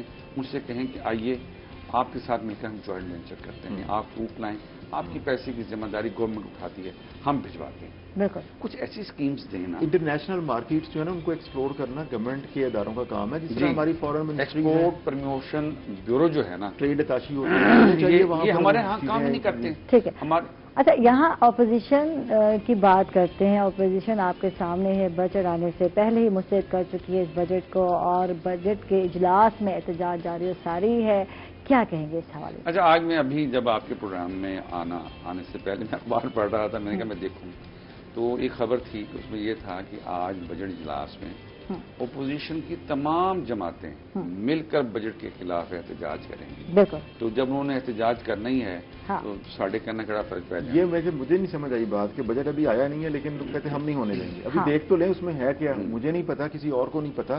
دیکھیں اپوزیشن کو بھی پازیٹیو رول پلے کرنا چاہیے، عام لوگوں کے لیے کام کرنا چاہیے وہاں پہ جا کے، اگر وہاں پر عام آدمی کے لیے اگر کوئی ایسی پالیسی بنائی جاتی ہے جو ان کے لیے نقصان دہ ہے تو اس کے اوپر اپوزیشن کو وہاں پر پروٹیسٹ کرنا چاہیے، بحث شروع ہوگی تب آپ پھر کریں آپ اس کو، ٹھیک ہے، یعنی بحث سے پہلے احتجاج اور پہلے ہی کہنا کہ ہم نے جب بجٹ تقریر ہوتی ہے اپوزیشن مسلسل شور روکنا چاہ رہے ہیں اس کو، یہ غلط طریقہ ہے، یہ غیر پارلیمانی جو طریقے ہیں نا ان کو نہیں ہونا چاہیے، یا تو پارلیمنٹ کی بات نہ کریں، پوری دنیا پارلیمنٹ کی بات ہے تو پھر آپ پہلے بات سن لیں اس کے بعد اس کا جواب۔ ٹھیک ہے، گورنمنٹ کے ملازمین کی تنخواہوں میں اضافہ ہونے والا ہے، ویسے آپ کو تو مبارک ہو، ایڈوانس مبارک ہو، 15% اضافہ ہو رہا ہے، اور کیا چاہیے، اور یہاں تو کتنے سال ہو گئے ہیں اضافے کے کوئی چانسز ہی نہیں ہے، یہ دیکھ لیں۔ میں یہ کہہ رہا ہوں کہ تیسرے سال کے بعد بھی اضافہ ہوا تو وہ کیا ہوا؟ میری بات سنیں، اگر ہر سال ان کی تنخواہوں میں 10% اضافہ ہوتا تو اب تک 30% اضافہ ہونا تھا، اور اگر 3 سال بعد 10% اضافہ ہوتا ہے تو 20% یہ پھر بھی خسارہ ہے۔ میں آپ کو بتاتا ہوں، دیکھیں میں آپ کو بتاتا ہوں، قیمتیں جب بڑھتی ہیں 10% کے حساب سے، اگر آپ کی یہ تنخواہ 10% سے نہیں بڑھتی تو اس کا مطلب آپ کی پرچیزنگ پاور کم ہو گئی ہے اور آپ کو تو نقصان ہو گیا۔ اب تیسرے سال جا کے اگر 10% بڑھتی ہیں تو جو 20% پہلے قیمتیں بڑھی ہیں اس کا جو پرچیزنگ پاور، لیکن گورنمنٹ سیکٹر میں پھر بھی تو کوئی چانسز ہیں، پرائیویٹ سیکٹر میں تو بالکل نہیں، شاکر صاحب آپ اچھی طرح سے جانتے ہیں کہ وہاں کے ملازمین کا تو کبھی حال پوچھ لیں آپ، یہاں کتنے لوگ ہیں جو ہے انفارمل میں کام کر رہے ہیں، ان کا تو تنخواہ والا معاملہ ان کو تو ملتی نہیں، چاہے بڑے یا کم ہو، وہ تو بیچارے ان کو تنخواہ ملتی نہیں، بڑے خوش قسمت ہیں، ان کو یہ ٹینشن ہی نہیں ہے کہ ہماری تنخواہ بڑھنی ہے یا نہیں بڑھنی ہے۔ اس کے لیے جو شاکر بھائی نے بات کی ہے نا کہ وہ جو چھوٹے کاروبار ہیں اس کے لیے سہولتیں دیں لوگوں کو، جب روزگار میں لگیں گے تو وہ جو کہتے ہیں نا کہ گروتھ ریٹ 4% ہو گیا ہے، اور یہ لارج سکیل سے میں نے پہلے آتے یہ بات کی تھی، یہ بڑی انڈسٹری کی وجہ سے پروڈکشن ہوئی ہے، اس کی وجہ سے یہ پیداوار بڑھی ہے۔ ہمیں پاکستان کے لوگوں کو اس وقت فائدہ ہوگا، عام لوگوں کو، جب یہ جو چھوٹے چھوٹے کاروبار ہیں ان سے جب یہ لوگ روزگار میں آئیں گے تو پھر جب گروتھ ریٹ بڑھے گا، اس کو ہم کہتے ہیں اکنامکس کی لینگویج میں ہم کہتے ہیں انکلوسیو گروتھ ریٹ، اور ریالٹی بھی وہی ہے، وہ ہے جو عام بندہ خوش ہے نظر آ رہا ہے، یہ ریالٹی ہے، عام بندہ رو رہا ہے تو بالکل، لیکن آپ نمائندہ ہیں، ٹھیک ہے نا، اگر عائشہ کو لوننگ مل جاتی ہے، یہ چھوٹی سی اپنی انڈسٹری لگا لیتی ہے، چھوٹی بوتیک بنا لیں، دوسری پارلر کے لیے فیسیلیٹیٹ کر دیں، آپ مطلب ٹریننگ سینٹر بنا لیں، جم کھولیں لیڈیز کے لیے ایک بڑا اچھا سا، تو آپ کو ضرورت ہی نہیں ہے پریشان ہونے کی، آپ کے پاس ذرائع، لیکن ہمارے ہاں حکومت وسائل نہیں دیتی، اور جن کے پاس وسائل نہیں ہے وہ پریشان ہیں۔ بالکل بالکل، تھینک یو آپ دونوں کا بہت بہت شکریہ۔ شاکر صاحب آپ آئے، کیا میسج جائے گا آج کے دن دیکھنے والوں کو، کیا کہیں گے؟ حوصلہ کرے، صبر کرے، کیا کریں، کیا کہیں گے؟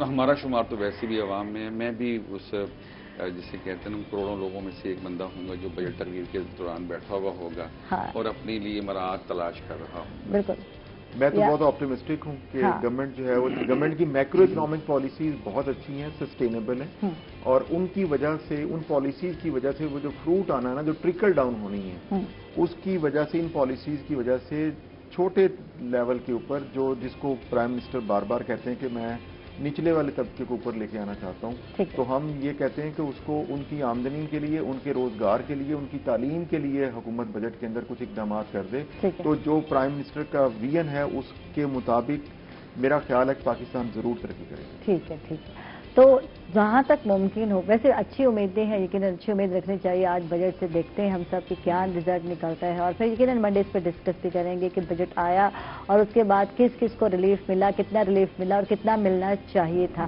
تو آپ کا بہت بہت شکریہ دونوں کا، بہت اچھا لگا، بہت کچھ سیکھنے کو ملا۔ گھر کے بجٹ تو بناتے ہیں، چلو ملک کی بجٹ کے حوالے سے بھی کچھ انفارمیشن ملی کہ کس طرح بنائے جاتے ہیں، کیا ٹیکنیک ہوتی ہیں اور کیا چیزیں ہیں جو مد نظر رکھنے کی ضرورت ہے۔ بہت بہت شکریہ۔ اس کے ساتھ ہی ناظرین عائشہ کو اجازت دیں گے، انشاءاللہ منڈے دوبارہ ملاقات ہوگی، تب تک کے لیے اپنا بہت سارا خیال رکھیں گے۔ اللہ حافظ۔